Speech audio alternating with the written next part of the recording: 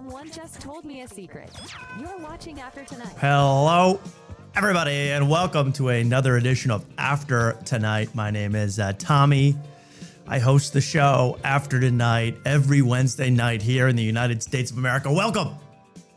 It's going to be a very excellent show tonight. I cannot wait to get into the business of show with you all. It's going to be a slap-dappy time. It's going to be a lot of fun. I cannot wait, really, to get into what's been going on this week. It's absolutely nutty what I've been seeing. Did you see Scotty Scheffler, TPC? I'm kidding. How boring would that be? What I really want to introduce to you is a good friend of mine. He's the co-host of the show.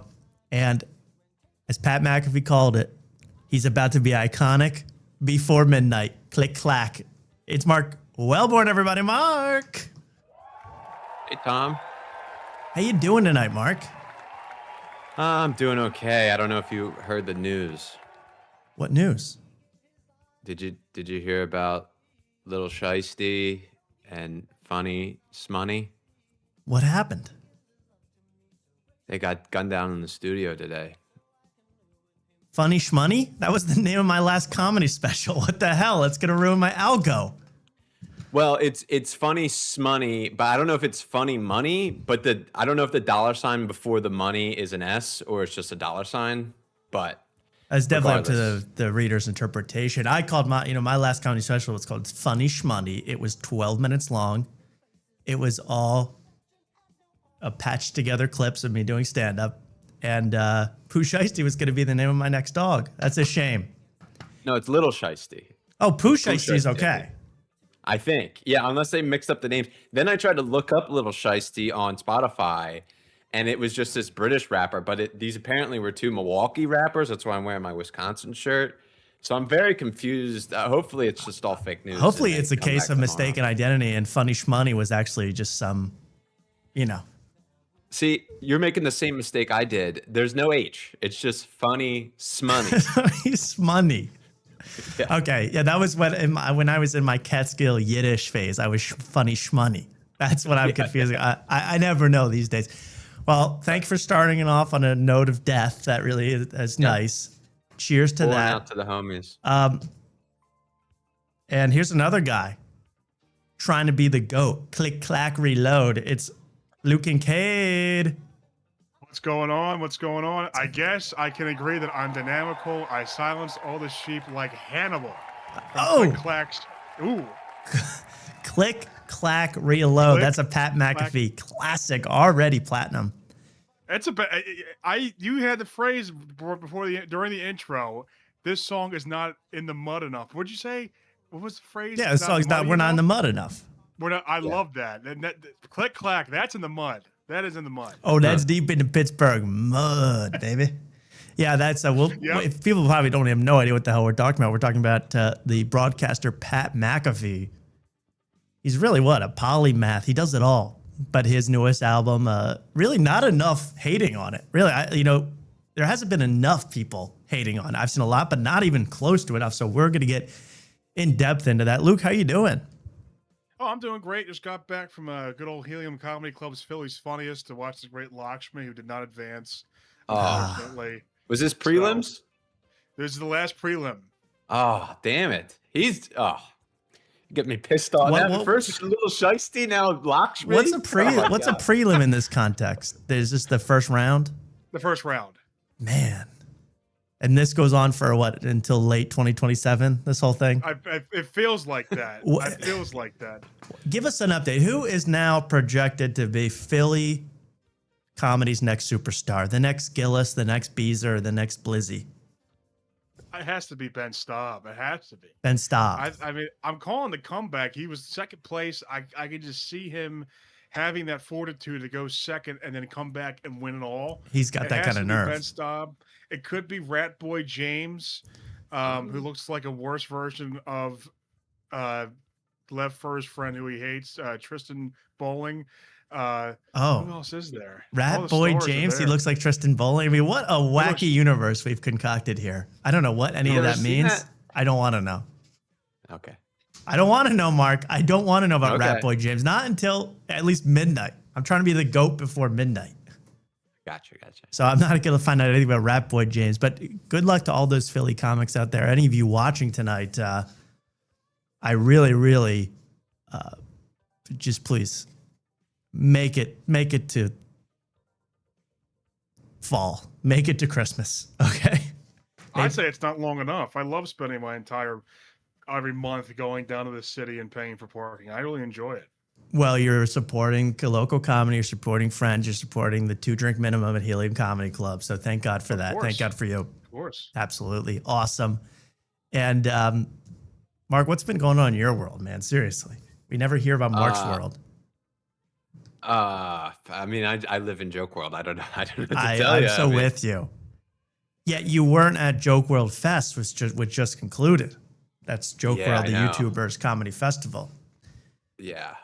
I had a lot of FOMO, honestly. I've been given some insider scoop, some insider detail from the ground at Joke World Fest, Joke World Con, emphasis on the con, and Con Film Festival. Whoa. And it seemed like, despite what every person on earth was saying, it seemed to not be a giant disaster. I think it turned out very well for Joke World. So congratulations to him. I want to give him all the credit in the world for putting on a festival. And as far as I know, 0 casualties, right? Yeah, I didn't hear of any. That's the best you can do for a festival now in 2026. 0 casualties. Yeah. Except for some of those baseballs getting hit out of the stadium by Uncle Laser. Whoops. How about that? There was a home run derby we're going to look in depth into. Home Run Comedy Derby. Put on by some of the classics of the comedy game. You had Mike Cannon participating, right? Mike Cannon, Uncle Lazor. I think Peyton Ruddy was there. He was the Green Monster. Okay, give me a little bit.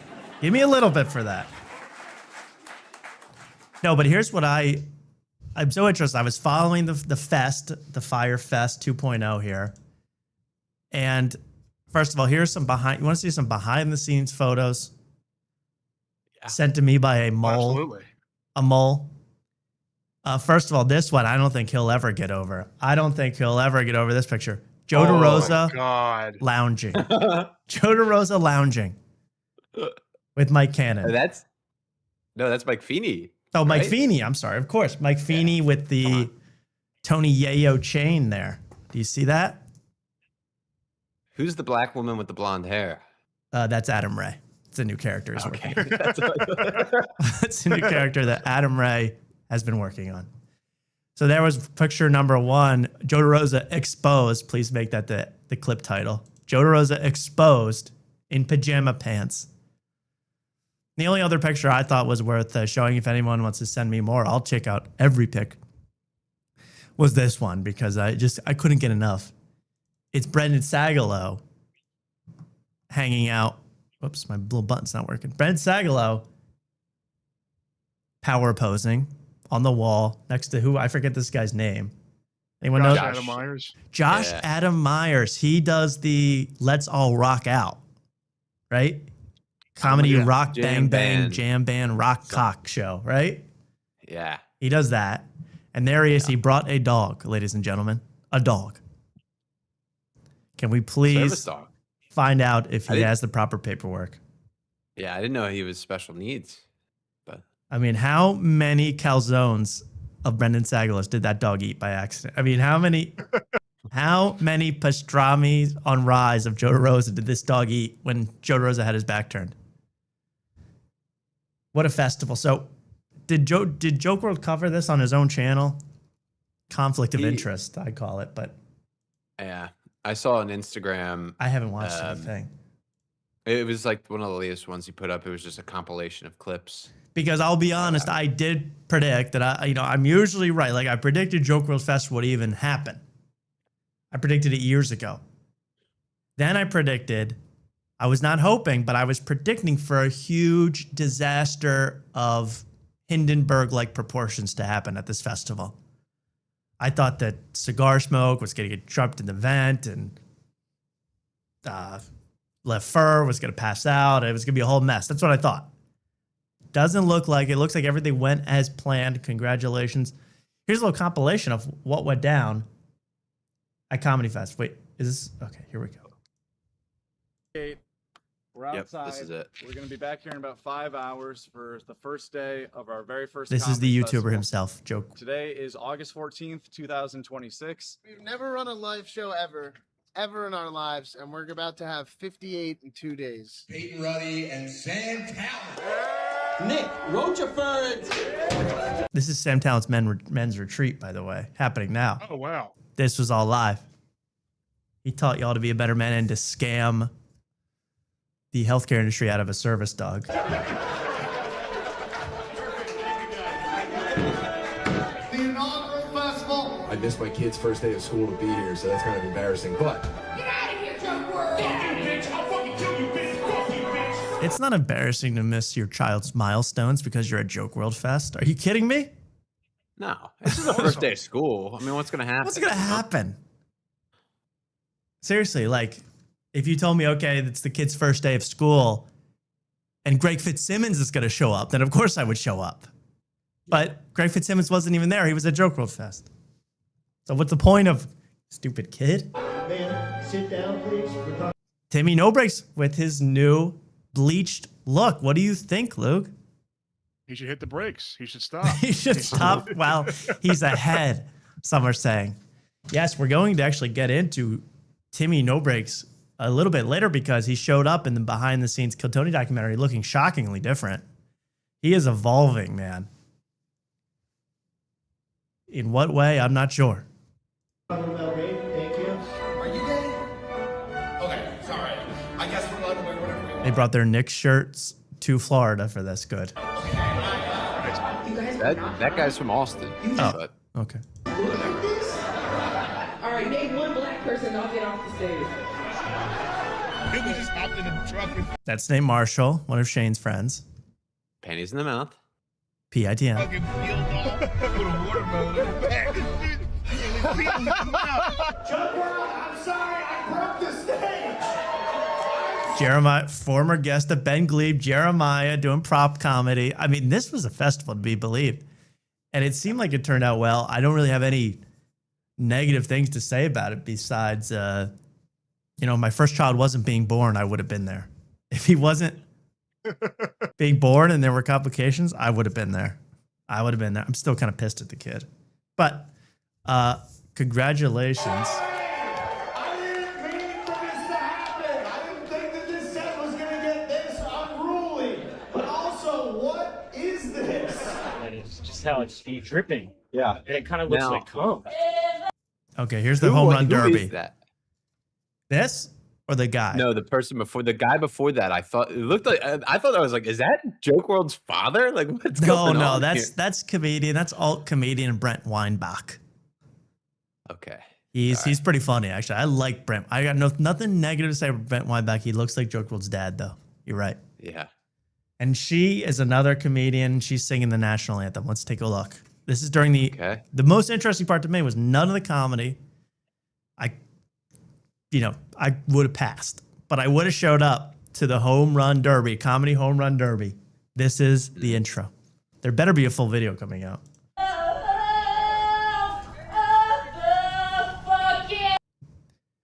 Mike Cannon, shirtless, ladies and gentlemen. Oof, my God. Better than Sagalo shirtless. Well, we don't know that. We don't Pick know your that. fart carnival. Pick your naked farter. Yes, they have a show called Fart Carnival.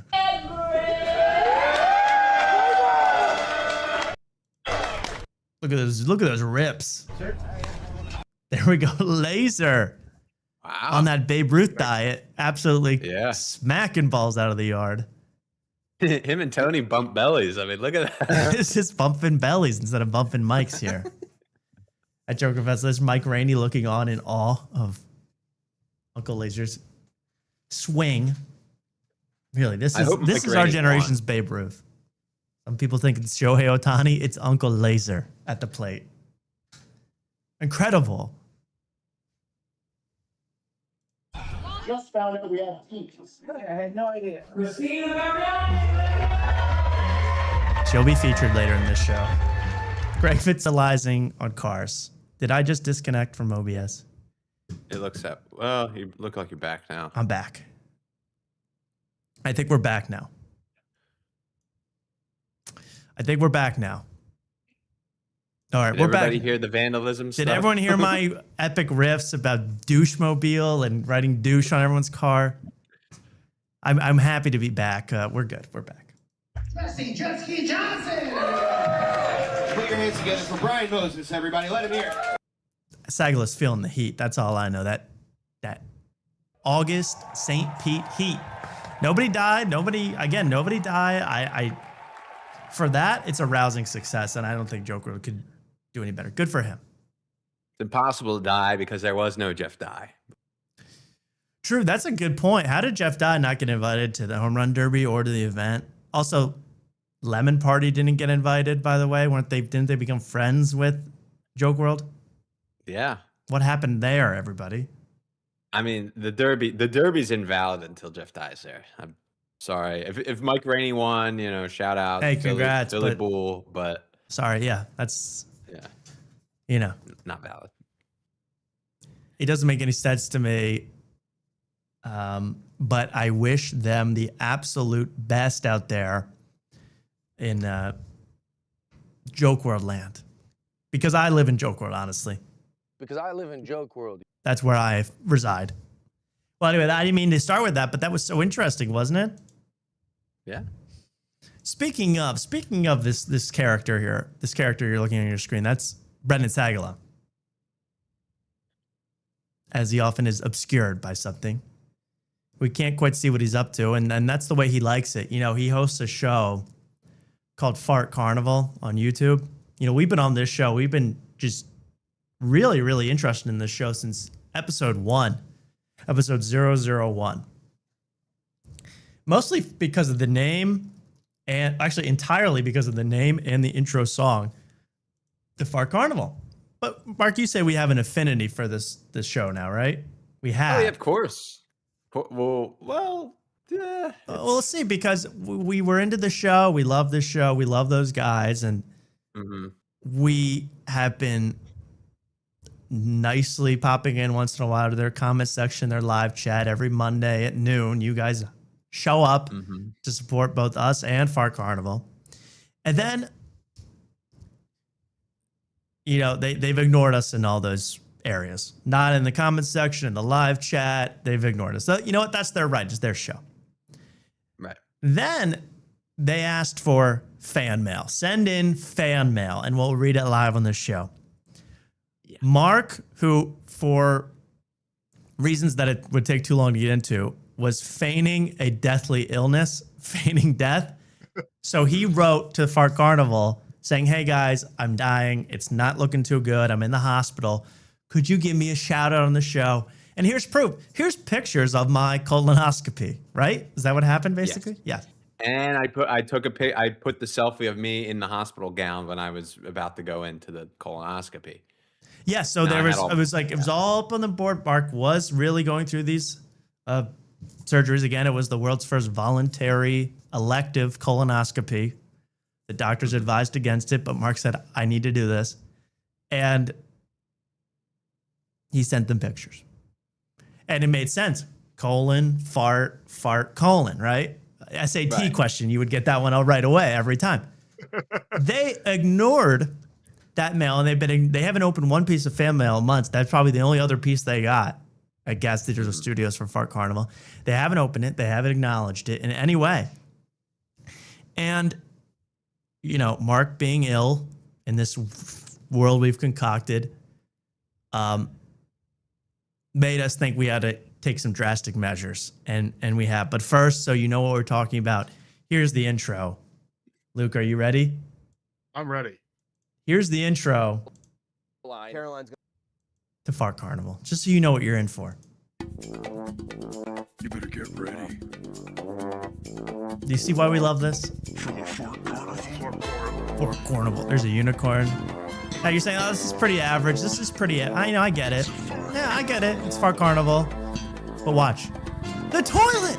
Look at it spin! What the hell is going on?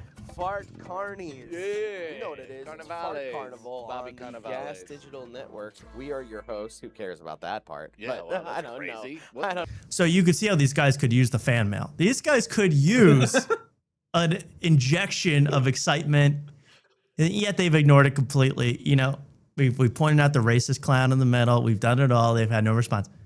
So we had to take drastic measures to see if they would respond at all. Mark, would you like to show the people what you've done? Yeah.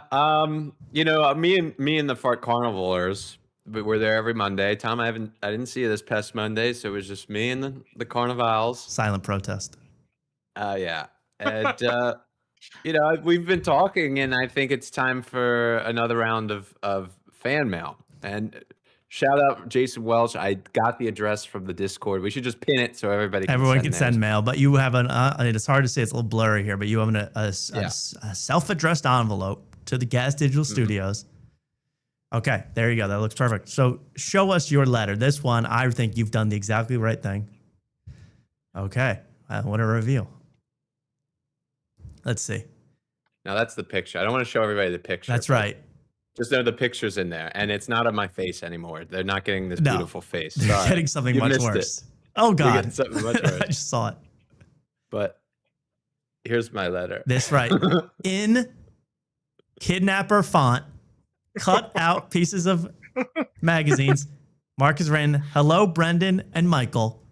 Please do not ignore fan mail like I ignored my colon. Please send $19 for a second opinion. Shalom," and then your handle, MWell9. Now, Mark, you are sending this, right? This is not a gag. You're going to be sending this document. I mean, it's got postage on it. It's ready to go. Mark's out already tonight. spent at least 60 cents on that. It's going in the mail. It's being sent. Now, I suggested if that doesn't get their attention, we're going to have to start sending white powder in the mail. I'm sorry. I'm sorry. Yes. I yeah. hate to do that, but it might have to be mysterious white powder time in the mail. Non-threatening, of course. Now, should I have the picture face down and folded in there so they have to flip it over for the reveal, or should they just get the? I think get the maybe even picture right tape away? it to the back or something, you know, really scare them, because that photo is gore. That photo is of, well, let's be honest, it's of Mark's insides. Yes, the caption to it just says "retroflexed view in the rectum." Yeah, retroflex. I think Retroflex. my local cinema has that. They have Technicolor and they have Retroflex rectum. So that's good. We're gonna have to check that out. If they respond to that, Mark, they better. I mean, I don't know what's next after this. If they don't respond to this, Someone's saying, should it be a glitter bomb letter? I even like that idea. Stuff it full of glitter. And you Well, know it's it's going to be already stuck in sealed. Mike Cannon's hair. Well, so Mark has sealed the letter. Mark is mailing that letter to Fart Carnival. Let's see if they have anything to say. Of course, it's kind of interesting, right? Like, just because you cut letters out of a magazine and paste them to a paper, it doesn't make it threatening at all. Of course not. no. But it has a threatening vibe. It's like the most threatening, non-threatening letter you could ever get. You could say "I love you" cut out like that. It'd still freak you out. Now, my favorite part is you asked for money. I like that. That's what I would always do. Ask them for cash. Ask them for cold, hard cash. We've earned it at this point. I mean, we've been promoting them for 40 weeks now. And $19 is a reasonable amount. It's a $20 bill, and they all say keep the change. And if you don't get sent that 19, you will die, right? Yeah. Well, I won't that's be the able plan. to afford my second opinion, and Yeah. who knows what will happen after that. To keep the ventilator on long enough to find a cure would be $19. And we don't have that kind of money. So we're going to see if Mark can make it. Mm-hmm. We're going to have to find out. I love that. You know, that is a loophole. You can send cut out magazine font in just a nice way, a nice letter in font. Yeah.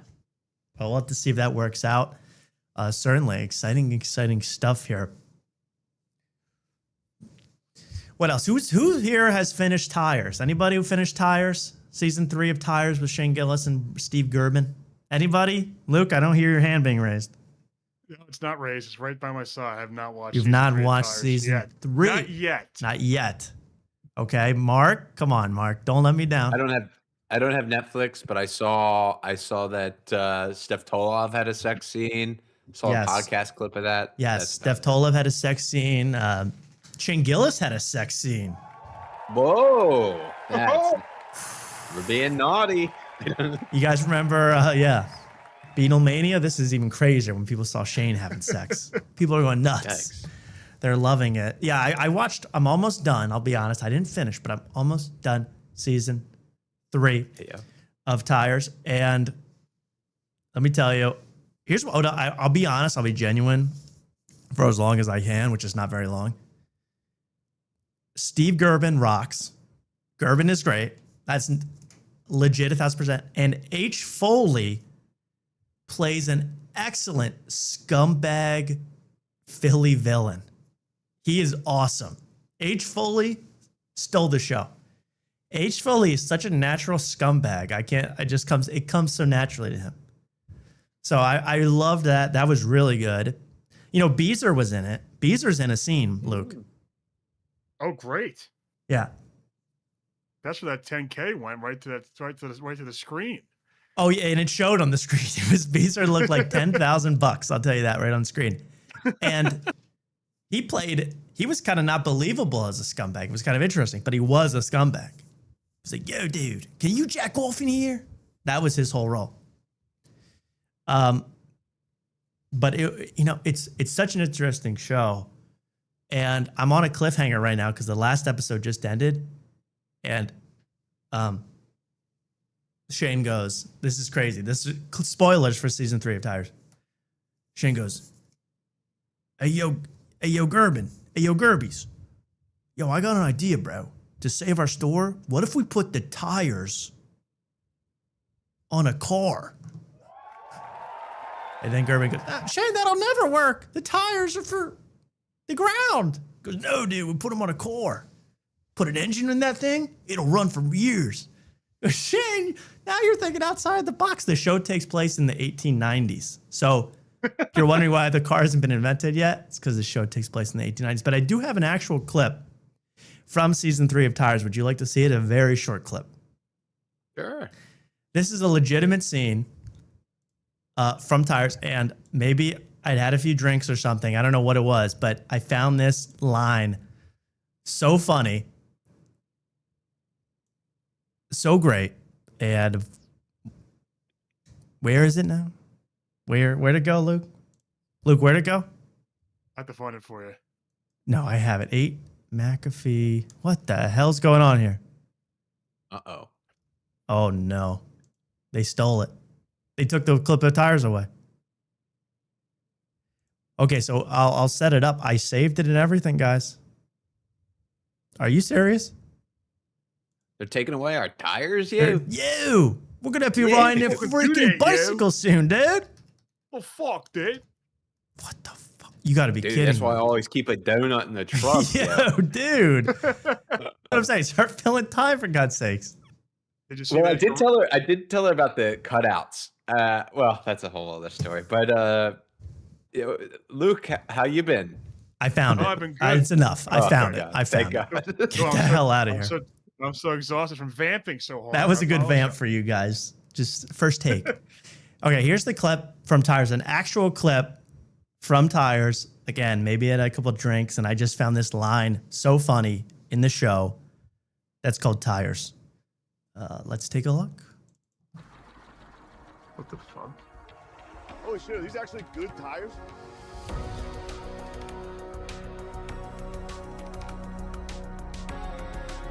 Now, I added that little credit scene because I thought that would be the perfect cliffhanger for Tires.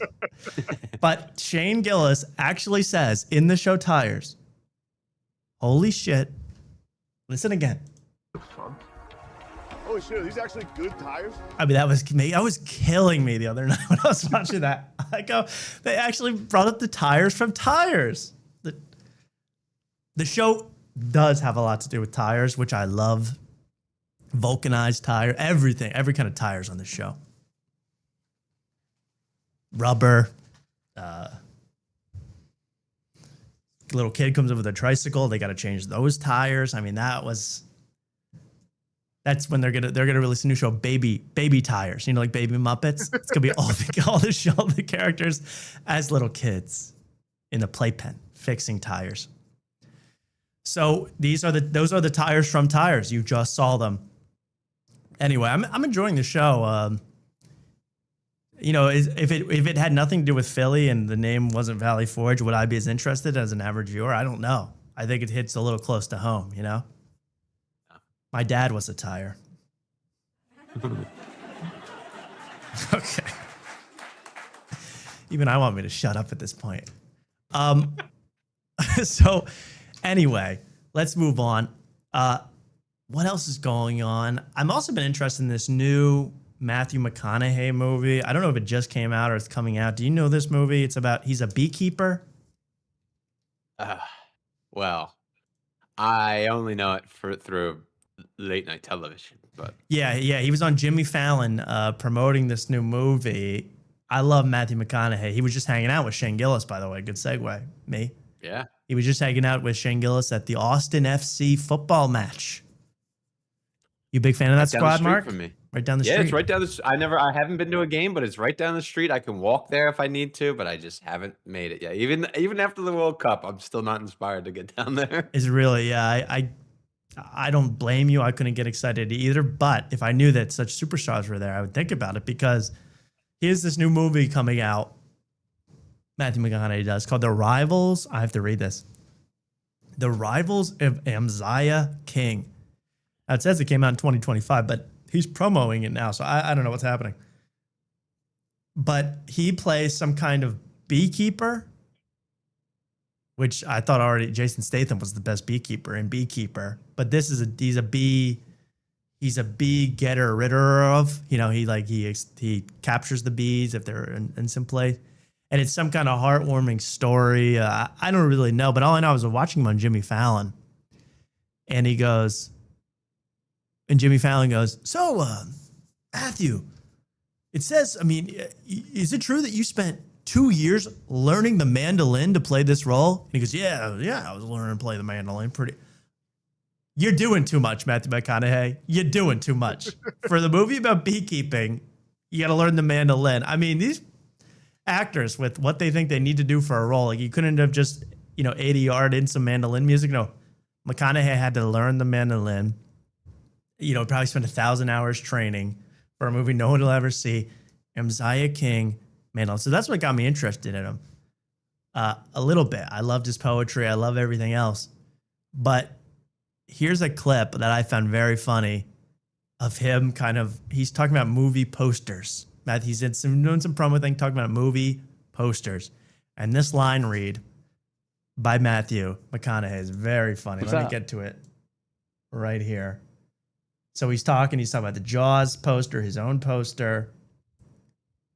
And then he drops this line, very quick line, but enjoy.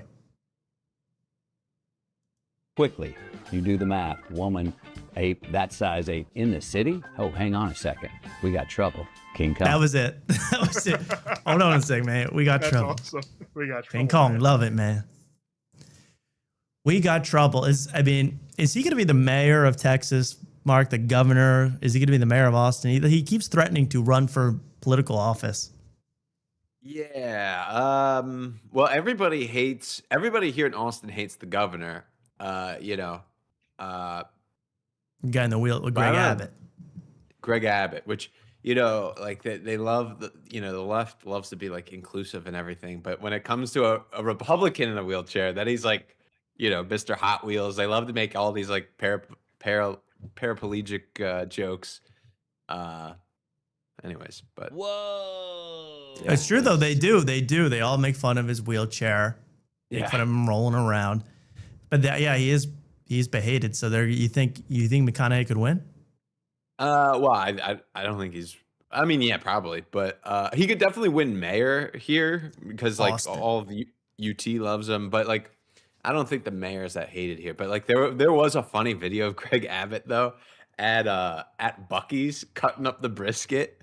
Ooh, the way he was doing it, He had that face where it like almost looked like he was like, Send me that video. I want to see Greg Abbott beating that meat. Please show me that. Send me that ASAP. I would love to see that. But I could see Matthew just running this country in 8 years. No joke, Luke. No joke. Oh, 100%. With what's going on in Congress today, I mean, give it a rest. I mean, hold on, we got trouble there. Oh man. So that's going to be. I love Matthew McConaughey stuff. He is one of the most actory actors of all time, if that makes sense. You know what I mean? He's an actory guy. Do I have this other clip of this actor? I found it. Oh, okay, please send it to me.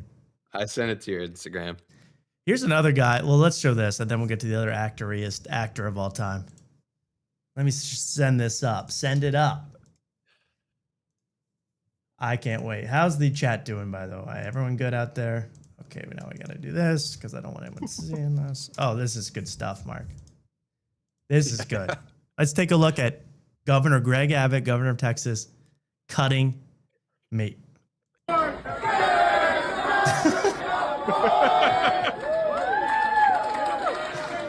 The slap chop. He keeps going though. It's very funny. Yeah, like the applause has subsided. You can stop now. Oh my God. This man's on a mission. He's like gonna pass out. Like he's not breathing. No, he's as red as Tony Hinchcliffe. Oh my God, he's still going. Yeah, he keeps going. He keeps missing. Wow, look at that. Look at him go. And he looks like he's 6 years old. He's, oh God. Oh, now he's chopping it more. He still isn't taking a breath, I swear to God. No, no. He holds his breath, but dude, I guess he doesn't want to breathe on the brisket. Dude, he hasn't taken a breath. He's gonna die up there. And that's what I'm gonna do to federal spending. I'm Greg Abbott. Oh my God. That was incredible. That was one of the best videos I've ever seen, to be honest. And now even the people in the back, the workers are now just concerned. They're not even enjoying it anymore. They're like, is he okay? Is he? He took our job. He did this, you know, it's like, he's going to grind it up into a fine powder, man. That's not going to be cut anymore. He's still going. Oh my Lord. They're going to have to pull him away. He won't stop. Somebody's got to wheel him away. Get him off of there. He's in his own world, man. That was incredible. What a video. Oh my God. That was unbelievable. Here's the speaking. I mean, this all ties together. Speaking of, you know, meat and actors and all this stuff combined. Here's the other guy. You know, there's two people I would bestow the honor of most actory actor on planet Earth. The actor that most speaks to, I'm an actor, let me show you how great I am, I'm an artist. It's Matthew McConaughey, and the other one is Adrian Brody. Adrian Brody is awesome. You remember his 9-minute Oscar speech. It's like, this guy can't get enough of himself. He's also an artist, a visual artist. And he has a new expo out right now at a gallery in Manhattan. And here's what it is. It's for Raising Cane's. That's right. Cane's Anthem by Adrian Brody. Look at this. He made this. Jesus. Oh my there God. he is. I mean, look at this. Look at Adrian Brody celebrating the chicken world. And that's the CEO of Raising Cane's. This guy's an actor, man. He goes, ooh, you need me to make art about chicken? Chicken speaks to me, man. Chicken speaks to me. Here he is, signing his work, which is it actually looks scarier than Mark's letter to Fart Carnival. A bunch of cut out magazine photos of chicken images pasted to a giant wall. Oh my Lord. Honestly, that Forbes thing caught my eye at first. Yeah. I thought that was James Gandolfini. I was like, what is he doing? But I guess he looks kind of like the R.I.P. the owner. Yeah. Instead, up there. Yeah. Instead, we have Adrian Brody celebrating his greatest accomplishment, a big graffiti mural billboard for Raising Cane's Chicken, Mark. What's that patch on his? It's an Exxon logo, but it says Sex Sexon. on. Oh, Sex Badass, on. baby. I didn't even Come notice on. that. He's wearing the Travis Bickle jacket, but instead of anything cool, it says Sex on. Sex on Mobile. Here he is celebrating a cup of normal human soda with the CEO of Raising Cane's. I got to see everything on this jacket, man. I got to see everything on this jacket now. Commander, mission specialist, louder. I mean, a bunch of absolute crap. And this jacket probably came like this, $7,500. No doubt. Oh, yeah. And he's celebrating, the artist always celebrates with the CEO of Raising Cane's when they're done their biggest piece. Raising Cane's chicken fingers. It's like you just took the logo and put a bunch of crap on it. Almost cursed there. You got me so angry.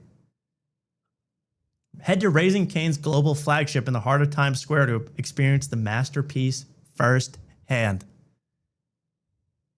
I mean, look, can you imagine? Only in New York. Can you imagine get- serving this much in front of a graffiti mural of Raising Cane's chicken you made? You go, I'm going to show the world. I mean, it would be pompous if it was independent, but it's for a fast food franchise. It's for, genetically modified fast food chicken.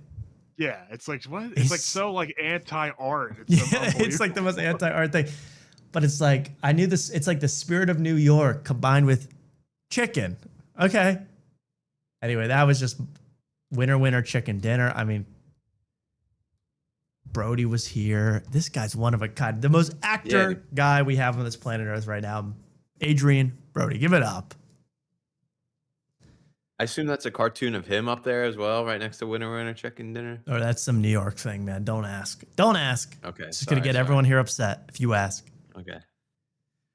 So there we go. He's doing blue steel. Absolutely. He's doing it all right there. There we go. That was Adrian Brody, our nation's finest chicken artist, doing what he needs to do.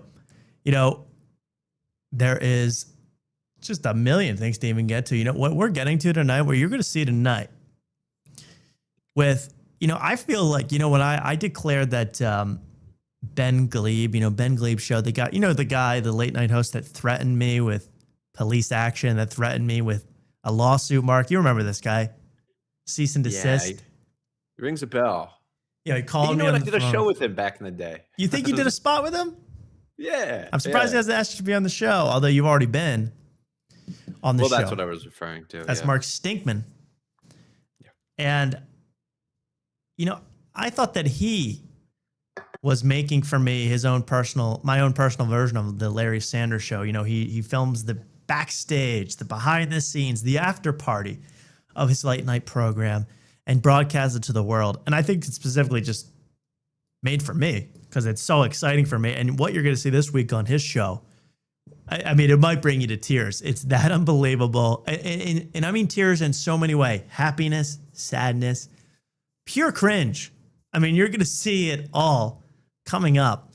But you know who else has started to do their own personal behind the scenes Larry Sanders type show that's, I think, built specifically for me is Killed Tony. Tony Hinchcliffe is doing his own personal behind the scenes. And he's done it for a second week in a row. I think we reviewed it last week when he had Adam Ray and they were talking, they're just sitting there awkwardly in the green room with nothing to say to each other. Then Tony goes, trans people are getting much funnier recently. Yes. Oh, yes. Oh, yes. And Adam Ray goes, oh, yeah, man. So, that was an incredible behind the scenes from last week. I encourage you to check that out on our show. But this newest one, let's start with this. Let's start with this newest one. This newest week, this was behind the scenes at Madison Square Garden, or as Jimmy Carr calls it, Madison Square Gardens. This was behind the scene at Madison Square Gardens. We saw the whole bathhouse thing and all that last week. It was shocking, to say the least. Now they've released a behind the scenes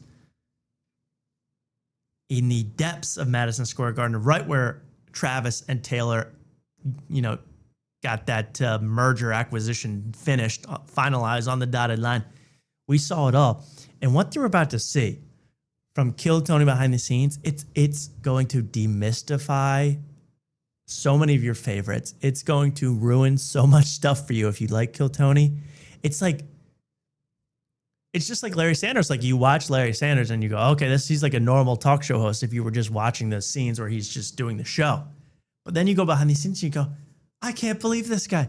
Oh, he's so embarrassing. Oh, it's so cringe. Oh, it's so awful. And that's exactly what you're going to see. Not just with Tony, but with some of you, the regulars who are, would be better off totally if they were, only shown on Kill Tony. But this behind the scenes look at their real personalities, it's going to get crazy real quick. Let's watch it, huh? Can this be fun? This is going to be fun. This is going to be really fun. This is Pat O'Neill, Diedrich Flynn, Timmy No Breaks, all behind the scenes. And all the stars. All the freaking stars, man. It's incredible. Rob Schneider shows his ass on this one. I mean, it could not be more entertaining. And Kill Tony, of course, Tony Hinchcliffe himself, making enemies of his own staff and the staff at Madison Square Gardens. Can we watch some of this? You guys mind? Oh, I would love to. This is really fun. This is really Jinx, show me a Coke. And there's a great clip. Probably the first clip I ever saw of the Red Bar radio program, where he reviewed Tony Hinchcliffe's documentary about the making of Kill Tony. And there's a scene that I'll never forget where Tony Hinchcliffe is ordering pizza from the local comedy club. And it's one of the funniest things you'll ever see. You have to see it for yourself. There's another pizza incident in this very episode that brought me right back to there. Another Tony Hinchcliffe being an a-hole with regards to pizza that you won't even believe. Enjoy it. You're going to see it. Madison Square Garden. Watch it. Little B-roll. People making content. The line for the open mic. I know that guy. You know this guy? Do you? That guy is a Philly comic. He's homeless. He sold you fentanyl. Yes. He sold me fent. He did Philly's Funniest. It's Randall Quinn. He did Philly's Funniest. All his sets were talking about how, like, it was like Trump, you want to ban these Mexicans. Who else is going to pick our fruit? But it was him trying to be like anti-Trump, but he's being super racist. Right. He bragged on Facebook about how he has 145 IQ or something like that. But he's also homeless. So shout out to Randy. Well, shout out to this guy. And that's what got Kelly Osbourne in trouble. She said that when in 2016 on The View, she goes, Mr. Trump, you want to get rid of immigrants? Well, who's going to clean your toilet, idiot? Yeah, that was exactly everyone goes, oh, no. You can't. No, wait a second. Well, that's good to know. We got a local. Yeah, Mark? Yeah, I can overlook his racism because that AI jersey, that throwback AI jersey is dope, yo. Remember when he crossed up Jordan in that, yo? Shout out to Allen Iverson. That was like AI buzz cut. Yo, that was like when AI meant Allen Iverson, not artificial intelligence, yo. Yeah. Way back.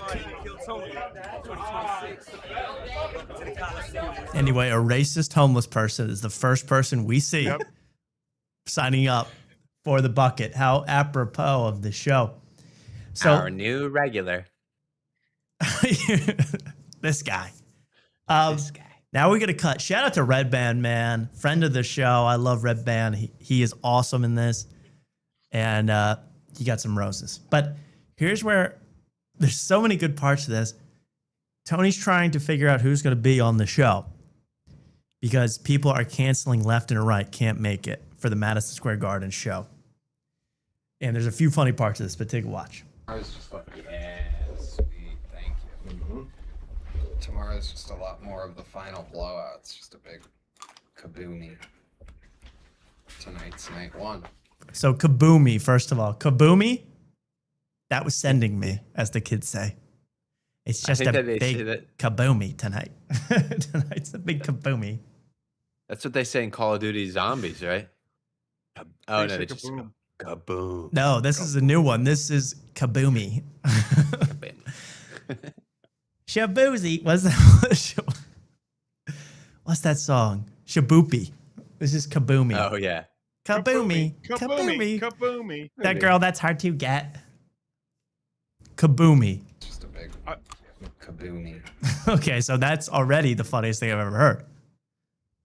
It just seems like Tony is like the most unnatural smoker I've ever seen in my life. It seems so forced when he smokes cigarettes. It's unbelievable. Well, he'll be smoking all night, man. So he obviously smokes. It's just such a put on. Like, did he have to smoke inside? I saw a comment. I thought he has to smoke inside. Yes, I'm sure he makes I that know, part of the rider. I have to smoke inside. I got to be filmed smoking. I got to smoke.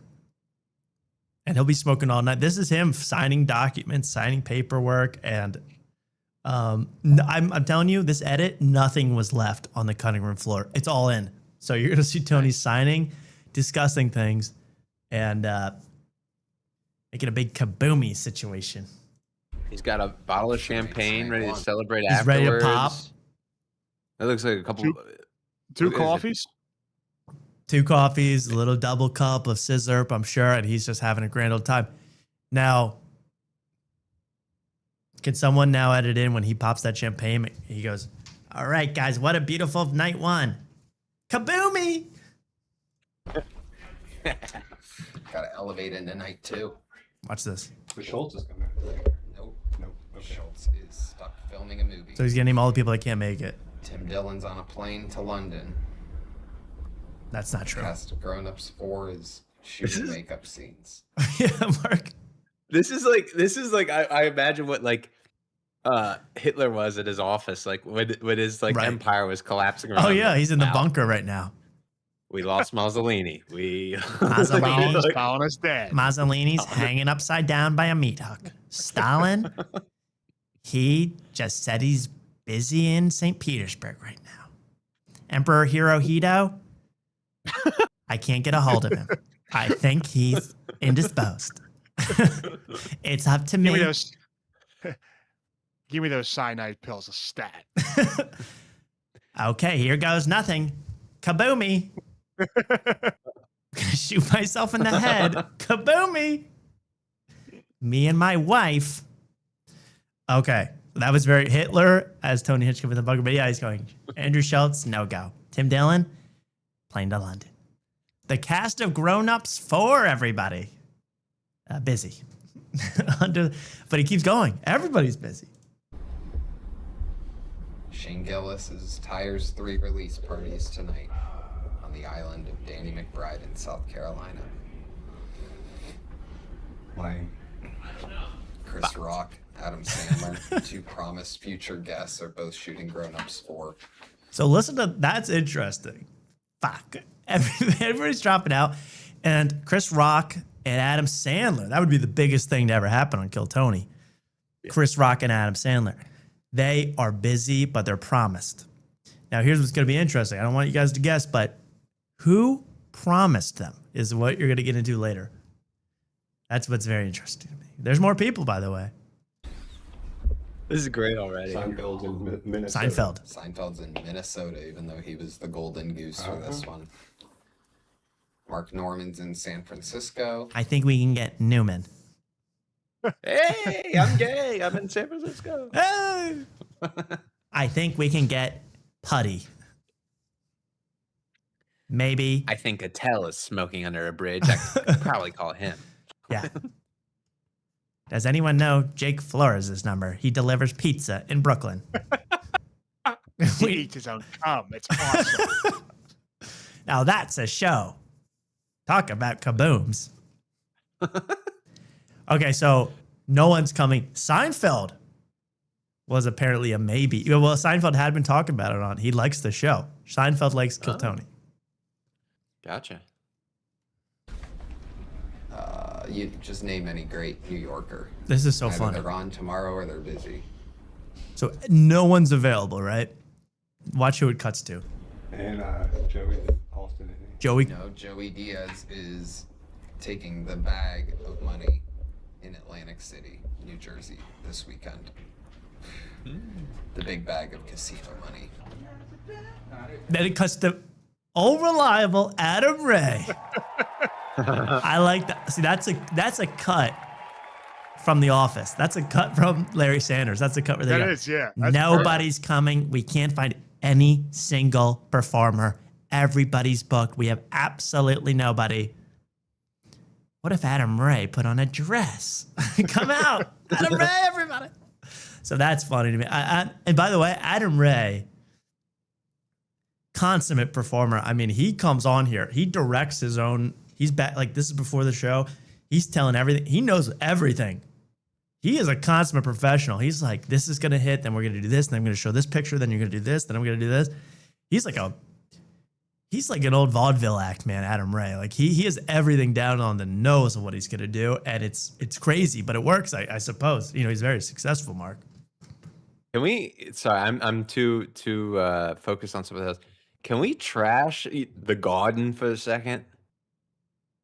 Yeah, they have just a random quote up there from a random employee, an anonymous employee. That's crazy. They have a whole wall they could do anything with. Yeah, this is supposed to be the best arena in the world. Right. That's what they Our put goal is up. simple: do all we can to give the fans the experience of a lifetime. Anonymous, you know, the forgotten soldier. And you know what they did? Because if they had put, like, you know, Carlos Ortiz, security, if they'd put the guy's name, then they'd have to change it every time they fired people, which is probably every week. So they had to do random employee. You know, James Dolan, who runs this thing, who Andrew Schultz's idol, James Dolan, owner of the Knicks. You know, he couldn't have a permanent employee on there. They get fired every week. There's turnover every week. No one wants to work here. And yeah, they got this crappy generic, like, we do everything. Live, laugh, love. MSG popcorn seller. Put Patrick Ewing up there and call it a day. Yeah. Like, that's all you need. But it's like, yeah, we can't, of course, our employees mean the most to us, and then our fans, but they can't put a name up there because the guy got fired years ago who made that quote up. And what a quote.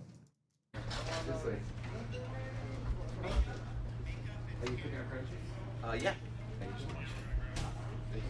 That's the guy. That's the guy that gave the quote.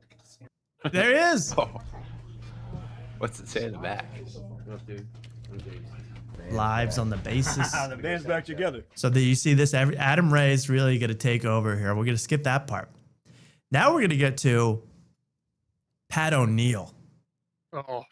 Man, Pat O'Neill, who's the newest, biggest regular on Kill Tony. I mean, if you watch Kill Tony in the last 3 months, you've seen Pat O'Neill. He is a quirky, out-of-the-box character. You know, he does one-liner jokes. And he's very odd. He's very like, folks, whoa. You know, he's spastic. He's flimsing and flying all over the stage, right? And he's a very awkward. That's his whole thing. He's very awkward and nervous and weird. You know, but that's a lot of comedians are like that. A lot of great comedians are like that. At least on stage, because we're about to get my first ever, at least, behind the scenes look at Pat O'Neill. And let's just say the character of Pat O'Neill is a little different from what I've been presented in this documentary. Wait till you see how Pat O'Neill transforms from nervous Nelly into alpha male bro killer backstage. You're going to love it. Here it is. They're discussing some details here in the war room. And in comes Pat O'Neill.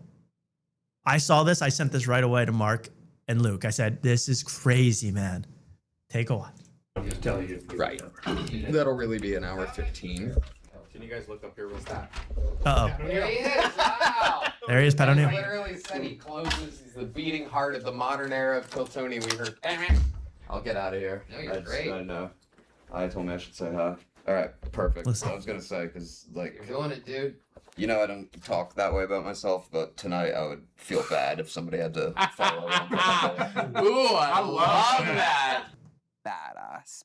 So Pat O'Neill comes rip-roaring into Madison Square Garden and goes, hey, dude, normally, you know, on stage he's going, folks, isn't it crazy how black people, you fill in the rest, And you know, he's a one line and he goes, every end of the joke is, as you're gonna hear, you know, it's always like, oh, he's so nutty.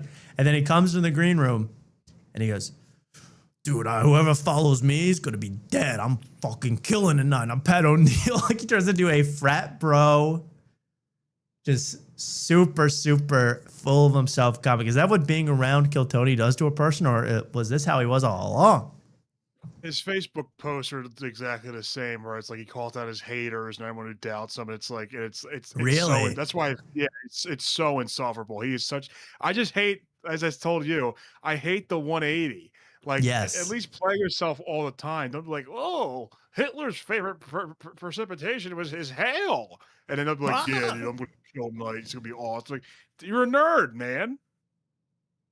You know, yeah, like you can see him doing all that nervous energy, going, and then he walks off stage and he goes, "Follow that, bitch." You know, like, what is that switch up? I know, and that's unbecoming. Hard. That's unbecoming. I'm sorry. You follow him on Facebook, Luke? No, it's always in my suggested. It's always popping up in my It's so because all the stupid comics that like are so pro comedy all like and share it, so I get it in my suggested. It's like so insufferable. Well, here he is with the fanny pack. Let's hear that line one more time. He goes, I'm just afraid. I'd be nervous if I were following me tonight. And wait till you see the material that everyone's afraid to follow. Because, like, you're feeling it, dude. You know, I don't talk that way about myself, but tonight I would feel bad if somebody had to follow along. Ooh, I love that. Kaboom. You guys get that? The dog filmers get that? All right, damn. I put my fucking leg into the deepest goddamn pothole on the way over here, so I love it. I'm gonna go do some leg stretches. He talks like one of the Penn State frat bros that got arrested for dealing cocaine. Yeah. Like what? Why is he suddenly like, fucking potholes, man, deepest potholes in New York? I gotta step in right before my biggest set of my life, and I'm about to kill. I get the pledges to clean the basement. Hey, chug this, or I'm gonna push you down the stairs. I'm Pat O'Neill. It's like, why now? What is this character? Larry Bird walking. And someone goes, it's like Larry Bird walking in the garden. Oh my God! No wonder these people get full of themselves. Go to prison. Go to prison. Whoever wonder. Goes right to prison. I mean, you're gonna take our white goat and compare it to Pat O'Neill. Pat O'Neill. Shame on you, whoever said that. That's like when people say comparing Ben Simmons to LeBron in year one. Okay? Yeah. It's not right. You ever seen Larry Legend? This is not it. Fucking like hyperextend my knee, like fucking on a 3-minute walk. And everything's the F word bad. Fucking hey, clean up that puke. Dumbest guy in the world. How cool is that? But that to Tony is like sweet music when someone's a pompous, full of themselves. Good. Someone gets it. Someone has as me. The Mamba effing mentality that we need in comedy. For whoever has to go after me. 200 wolves, one guard. Wish everyone. Just eating each other alive. I love it. I love it. So crazy, dude. Come in with that fucking energy. There's the unnecessary F word. The F words, the unnecessary F words. Like, you should just pick up if we were with Tony Hitchcock. I pick him up just by impersonating him. Fucking crazy, man. Really is. I have Ari Maddie going, I don't know if I feel too good. I'll do tomorrow instead. Shut the fuck up, you're doing tonight. Okay, if you want, I do tonight, maybe tomorrow. Man, Mr. Mob Boss. Mr. Mob Boss. It's absolutely crazy. Okay, let's keep going. I got a lot of thoughts here. His custom embroidered sleeves. Yeah, the HT, the TH, I should say, on the sleeves, and I think it might be HT for hail, Tony. But let's. It should be TH for Hinchcliffe. It should be THC because he's a big stoner. I'm a big smoker. I almost thought those cigarettes were like custom embroidered cigarettes for a second. No, I think those are American Spirits with that logo. Well, here's give me ideas. He will get a custom red cigarettes. No doubt. Wait till you see what else he's got in store for us. Just a little funny one. This is a little funny one of Tony, as always, getting obsessed with his name in the record books. So routine that it's scary. Outside of the I want to know if we have the comedy record here. We definitely have it. There's a Dane Cook here. We have to have it. I bet you Dice played it so many times. He hasn't. This whole thing is like the way history is written is funny. Let's look at that. He really does sound like Hitler at the end of his days. Yeah. The whole way they gonna write my name in the record books. All wrong. I hold the record. Me. I've killed countless times. So he can't take that. MSG. 6 million. Dice maybe did it twice. That's a good name right there. Probably Dane. Yeah, because I think he actually Where'd you get this thing How many times has Dane Cook played Madison First of Square all, we get the picture of that dog again, which I'm obsessed, dude. I'm obsessed with Tony's new dog.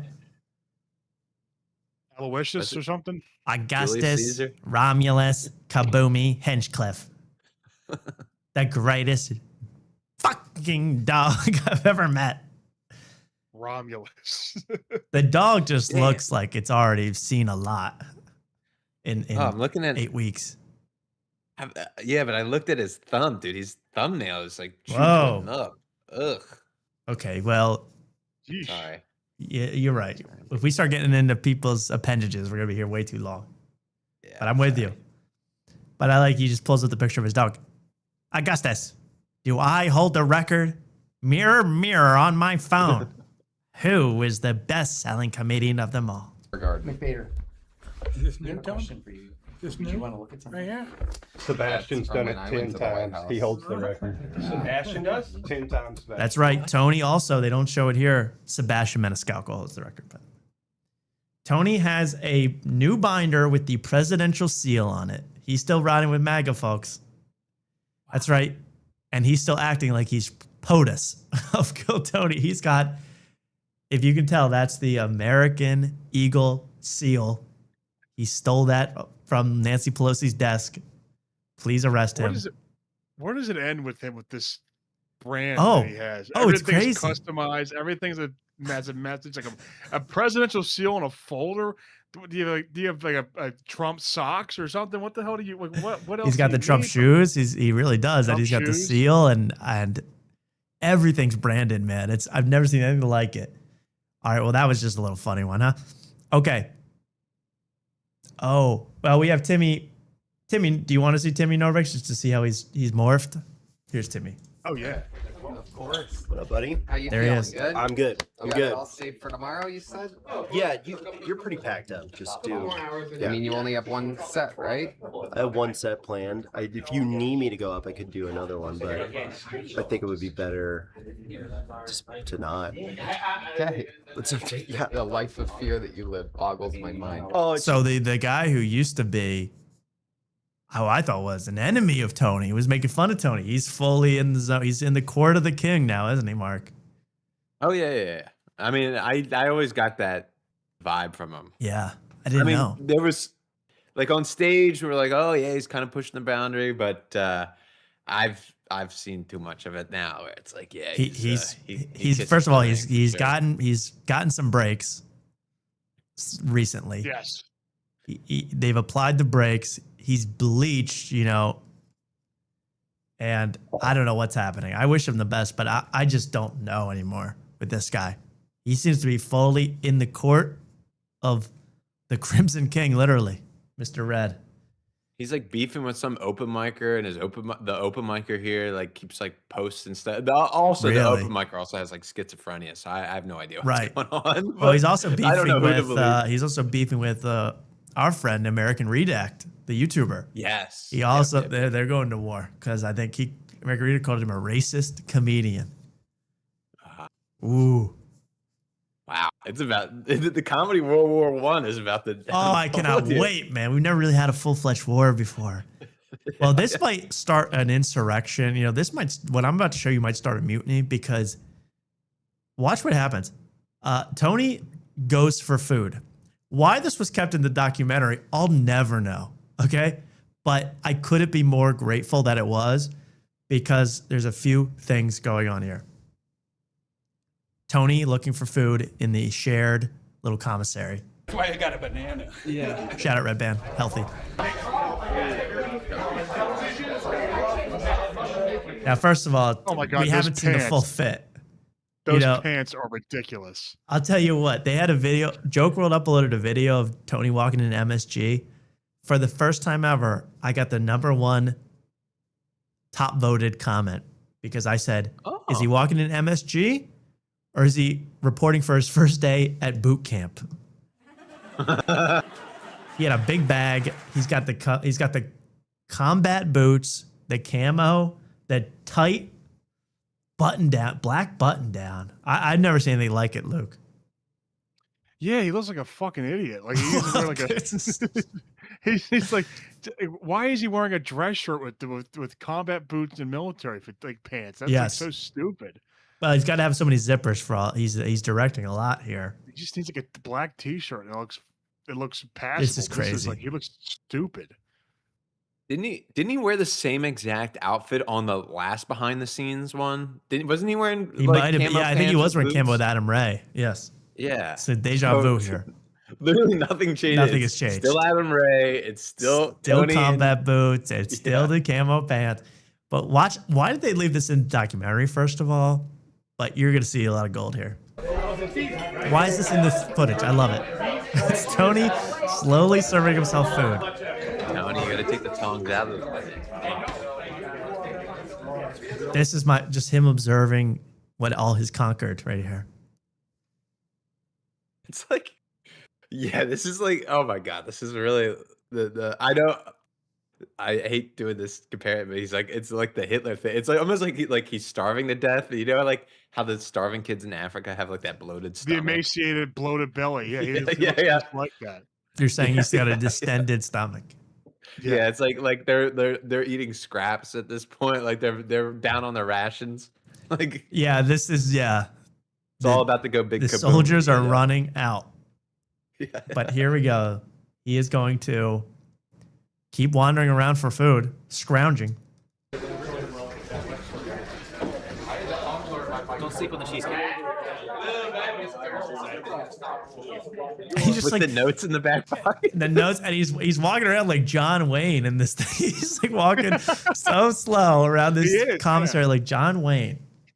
Anyway, so you see the food here, the spread. It doesn't look that appetizing. You know, it doesn't look that great to me. Red Band complained about the quality of the food. Here's where it gets a little bit like there's going to be a mutiny here at the Kill Tony Studios. Okay. So he's sitting here, right? So Tony sits down. He's eating his food. He's with the other staff, the people that put this show together, you know, the unsung heroes, and they're all eating together in the commissary. Then he gets a call that he puts on speakerphone because he's so busy. Listen to what he gets told and how he spreads this brag. And yes, it's pizza related. Listen to this. Great. Dude. Then I'm gonna stop eating this shit and come to my green room then. Yeah, that's what I thought. Thank you for the heads up. I'll see you in 3 minutes. Watch this. This is unbelievable. Bye-bye. That's great. Best pizza in the city just arrived in my green room. Let's go. Oh my God. What the fuck? So he got a broadcast to the whole room that I don't have to eat this shit. This absolute crap. The best pizza in my room only. No one's invited. I'm eating pizza. My room. Now I can stop eating this garbage crap that they're serving these mongrels here. I've never seen a move that pompous in my life to go, oh, good. Pizza for me only? I can stop eating this bullshit. Everyone else around me is eating. And everyone else is eating. They want pizza. They don't get pizza. It's like he's trying to like audition to be like an Austin Powers level villain. Yes. And like he'd been doing this for like the past, like, guess this would happen. Best pizza in the city in my green room. Everyone's like, oh, okay. Enjoy. Have fun. Okay. Like, did I mention it's for me? It's they not brought for you. It for me.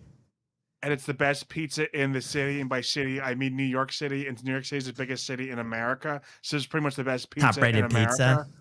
You guys will probably get diarrhea from what you're eating, but I have pizza. Mine. Only. So that to me is one of the most unbelievable moves, to brag in front of everybody. All these gaffers, all these teamsters, everybody to go, oh, good. Actually edible food waiting for me? Good. Did you hear that, everybody? Best pizza in New York for me. That's crazy, dude. Best pizza in the city just arrived in my green room. Let's go. Take one bite of this cheesecake and run for the hills. I just ate so much chicken and steak, I don't think I can eat it. The guy in the back goes, oh, I just ate so much, I don't know if I could have any pizza. You're not invited. Did I say you could come eat the pizza? That is, that to me shocked me to my core when I saw that. I go, how could you do that? And then he goes, good. I'll eat this one bite and get the hell out of this hellhole. Fuck you. And half of it falls off the fork. Like he doesn't even eat it. He doesn't even eat it. He's wasting it. He's throwing it on the ground. He's stomping on it. There's Mike Fenoya, by the way. He got an special invite to do this. Just in case you know Mike Fenoya. Who does? And then we're going to go to, so the band is warming up. And Tony, who is involved, I'll give him, I don't know if you want to credit him or take it away credit. He's involved in every aspect of this production. Some would say a little too closely. Here's him drumming it up. So, Michael Gonzalez on the drums. Uh-oh. Then Tony pulls out his own sticks. Watch this move. Watch this move he pulls. Like, talk about Dr. Evil.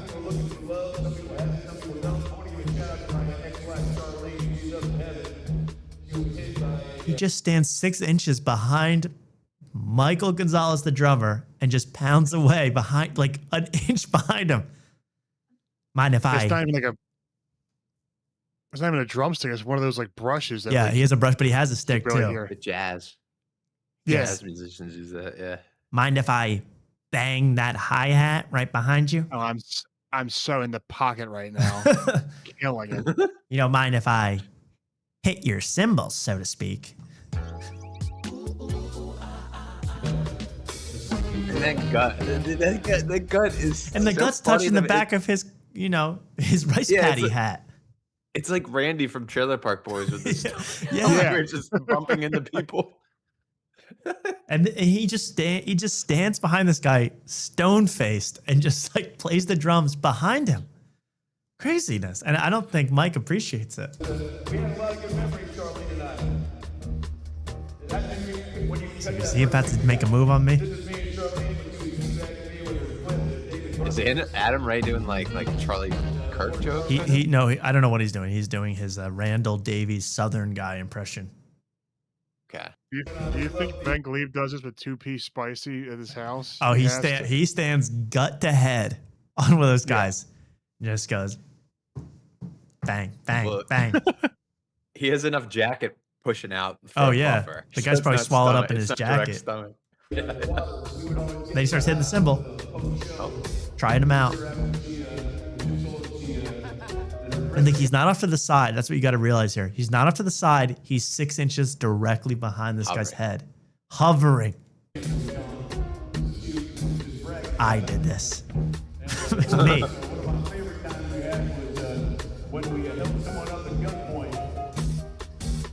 He's hitting the, oh man. And he knows what he's doing. He knows he's on cam, man. He loves it. He loves it.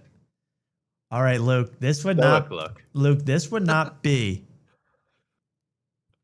a clip of Kill Tony without Kill Tony's newest superstar in the green room, hanging out with the best of the best. That's right. It's Lomo Mozzarella. Yeah, it's not Kino. Hip hop. It'll be good. There's the pizza, by the way. Open those sliders.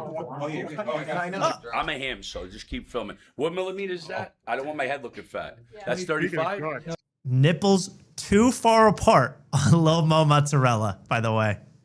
But did you see the clip of him like on stage and he was like talking about his shirt? That's like a Spanx shirt. Yeah, he did that. I think as part of his gag, he's tucked in like a spandex suit under his like a wrestler's onesie.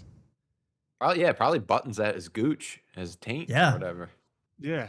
Nipples protruding. Your sister's nipples protrude. How you doing? How you doing? Kill Tony, baby. I think you're right between your eyes. Hip shot, shotgun. Two. Tony's guy. I would love this too. I actually want him in my green room. The guns are sick, right? I used to do that shit. Fucking giant ball of umbrella with that shirt. It looks insane.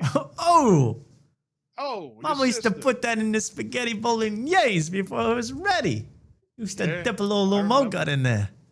Let them open, the water will come out, or whatever the hell is in the I don't know. mozzarella. I just eat it all. I don't know what it's called. Oh, eat it out of the trash like your sister. But look at this. How you doing? Look at this peacocking from Lil Mo, man. He is running the room right now. Like a freaking chicken right here. I couldn't even be around this guy. It would just drive me insane.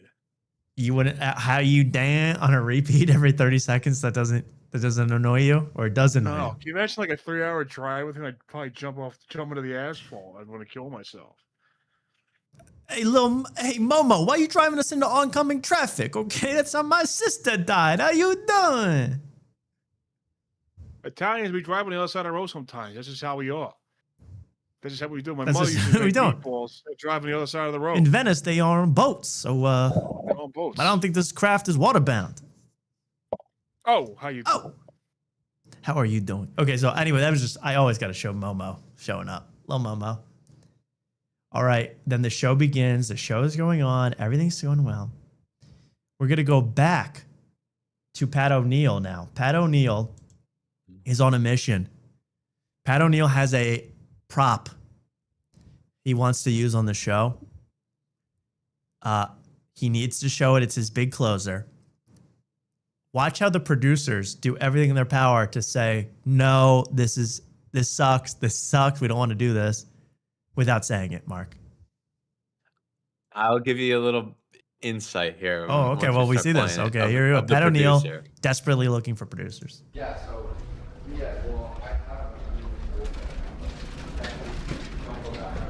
Remember this guy? I'm afraid to follow him. Yeah. I'm very sorry. I was coming to find you. I'm coming to find you. All right, so this is. I'm trying to just find some way of concealing this until my last joke. Which, I mean, it speaks for itself. It's a very funny thing. Did Jack Shaw do something similar to this? Okay, so that was a diss. Did Jack Shaw do this? Because what it is, if you can't tell, it's a train menorah. It's like a Thomas the Tank Engine menorah that says all aboard the Hanukkah train. The jokes write themselves, right? This is his big closer, Mark. And immediately this producer goes, I think Jack Shaw's done that about 85 times on this show. Hasn't he done this exact joke with trains? And to me, the word train is now hack. If someone says the word train in their comedy bit, I go, that's hack, because I know it's coming. I know it's going to be about the Jewish people. Like all the podcasters that want to run a train on Christina P. Oh. That sounds sus as Luke, am I wrong that this is crazy? This is a big closer. That like 2-centimeter font's gonna read great in Madison Square Garden. Cheap seats. That's gonna be so well received. 85 times zoom to catch that on the jumbotron. Yeah. This is like a thing you do at like an open mic. You pull this out because people can see it from 5 feet away. But at work, he does do it, Mark. And what do you know about this? I mean, we'll play this a little more, but what do you know? So the producer. This is actually the same producer that gave me a lot of grief for trying to sign up as Big Stinky. Oh. And I will say his tone is a lot different to Pat O'Neill than it was to me. I'll really? just say that. He wasn't so nice to you, is what you're saying. Yeah, it wasn't so like for doing something original. You're Big Stinky. Yeah, who else is? Has Jack Shaw signed up as Big Stinky? I don't think so. No, but he has done a million Jewish props. That's what he was. Right, and Big Stinky has 0 Jewish props. 0. He actually respects the Jewish. He respects all people. All religions. Yes, and creeds and colors and. I'm sorry, I have to stop the show. Someone in the chat said, "Train Gillis." Wow. Thank you.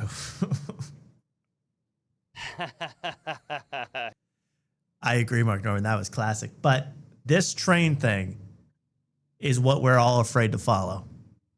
Yes. Where's that you? Am I misremembering? Nah, this is me. This is fucking me. Is this a flute? Oh. Is this a joint thing? Menorah. Nice. Are you Jewish? No, that guy loves it. Sure. Because of that tragedy. Yes. I get it. And it's sold on See, this guy's just pissing on the idea any way he can to get them not to do it. He goes, "Oh, like the Holocaust." Yeah, I remember. Yeah. Right. And the guy didn't even laugh, fake laughed. He goes, "Are you Jewish? I know you're not. So why are you doing this stupid gag?" All aboard the Hanukkah train. This is fucking me, dude. I own this bit. This is me. This is me. Yo. Well, it's not. No one you. can. You bought an ornament. That's it. So Yeah, you bought a prop that someone else was selling. No one can follow this because I'm literally bringing the caboose. Whoa. Thank you. Also, do we have a new Mark Norman drop tonight? Do I? I was supposed to, right? I didn't queue it up, Mark.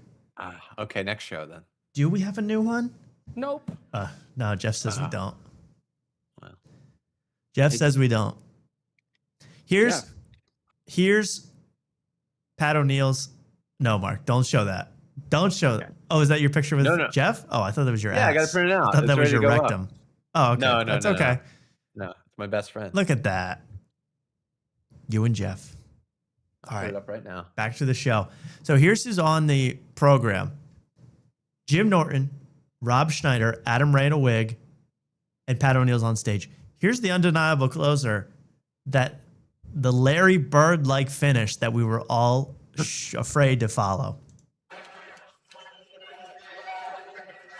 I recently learned about the Black Israelites. If you're not familiar with that term, it refers to the ones in the ovens. And ever since I found out he is a Penn State frat bro disguised as a weirdo, it makes these little noises unbearable to me, Luke. Oh, it's the jokes, like, even like the jokes are always like, I don't know how he's so well received, because like you hear these jokes at Madison Square Garden, they get such a big reaction. Yeah. But if I heard these at an open mic, I would honestly just get so mad in my own seat. It's like, why the hell am I doing comedy? Right. And it's like, okay, these are like, I don't even know how I'm not trying to be jealous, bitter, but I don't even know how it kills because I've heard it a million times. Yeah. It's like, and that I'm sorry, but that whole in the ovens, kaboomy. That whole thing is like, that's not just an act. That's like a crutch to make people think it's edgy and crazy. yes. That's like the Ben Bankus laugh after the joke when no one laughs. Yes. And they'll look around and it's all a trick, man. I'll say this, that yeah, we don't like it because it sounds like hack open mic material. Yes. But you got to think about it, like the people who like Kill Tony, like this is just an open mic. So the people that actually like Kill Tony have never been to an open mic. Yes. But they like this. So they That's true. have like really, so that's why this kills with a Kill Tony crowd. That's I get what you're saying. I absolutely get it. And congratulations, Mark, on your many achievements with Jeff Dye. There's nobody better than Jeff Dye.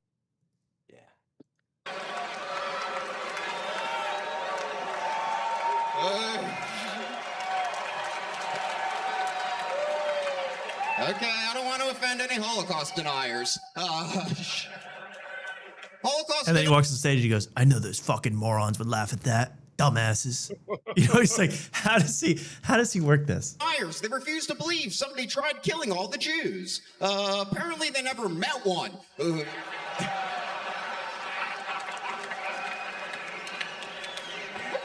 Went to the Holocaust Museum recently. Not exactly what I call art. Holocaust. Pile of shoes. Those Jews have terrible taste. Okay, calm down, everybody. I can make these jokes. I'm underweight too. Go on, pull out the train. Obviously, anti-Semitism's been on the rise again, especially among younger generations, and I think I know why. Toy train menorahs. I'm not making this up. These are available online. And then the wonderful, beautiful, stunning, gorgeous Heidi is forced to bring out this rancid, burnt prop. This is how they hit it. This is how they hit it. Heidi walks out in a glistening glitter top. Yes. Purchase this one. Says in big letters on the front, all aboard the Hanukkah train. You know how many... Are you afraid to follow that, guys? I like imagining like Heidi in the back, and he, as soon as Panic goes, Hanukkah trains, menorahs. They go, go. Now. Run. Timing is everything. Heidi, great show tonight, but you were 3 seconds late on the Pat O'Neill train prop. Okay, you will not be getting a new top for next week. Sorry. This is only why winner. This is why we couldn't have Carrot Top come tonight. He would have done the same thing. He wouldn't. His props would have been late, and the show would have been fucked up. This just hit me. This is at MSG. This is yeah. This is not at a small club. You know, this is at Madison Square Garden. We're seeing all this happen. Here's another thing I didn't know they were doing anymore. I mean, I've not watched the ending of a Kill Tony show in a long time, but this show is becoming like so corporatized, so monetized in every aspect. It's becoming like the NFL. Take a listen to this. I just didn't know this. This is probably not even worth showing, but it is interesting. Listen. Thank you, good night. Your Lucy Breaker joke of the night goes to Ari Maddie for the Down syndrome joke. Thank you to Dedrick Flynn. What a sentence. Your Lucy Breaker's joke of the night goes to Ari Maddie for his Down syndrome joke. Yeah, Lucy Breaker's right here. Hey, did you use promo code Joke World? Oh, I did not. I just saw these. I saw these at Wawa when I was back home. I was like, oh yeah, everybody talks about Lucy Breaker. Let me check these out. You got tricked by the marketing there. You got tricked by the joke of the night. I did.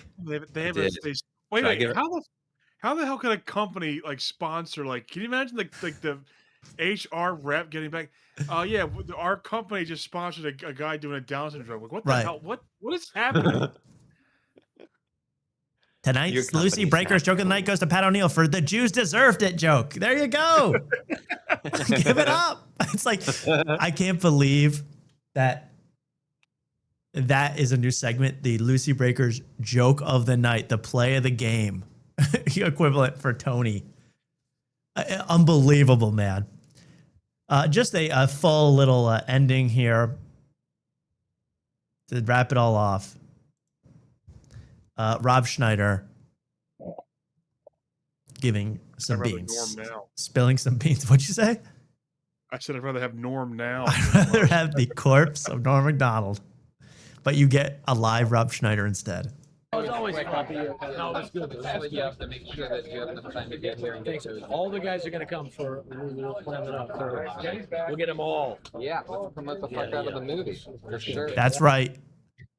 Tony's promised guest of Chris Rock and Adam Sandler comes from the mouth of Rob Schneider.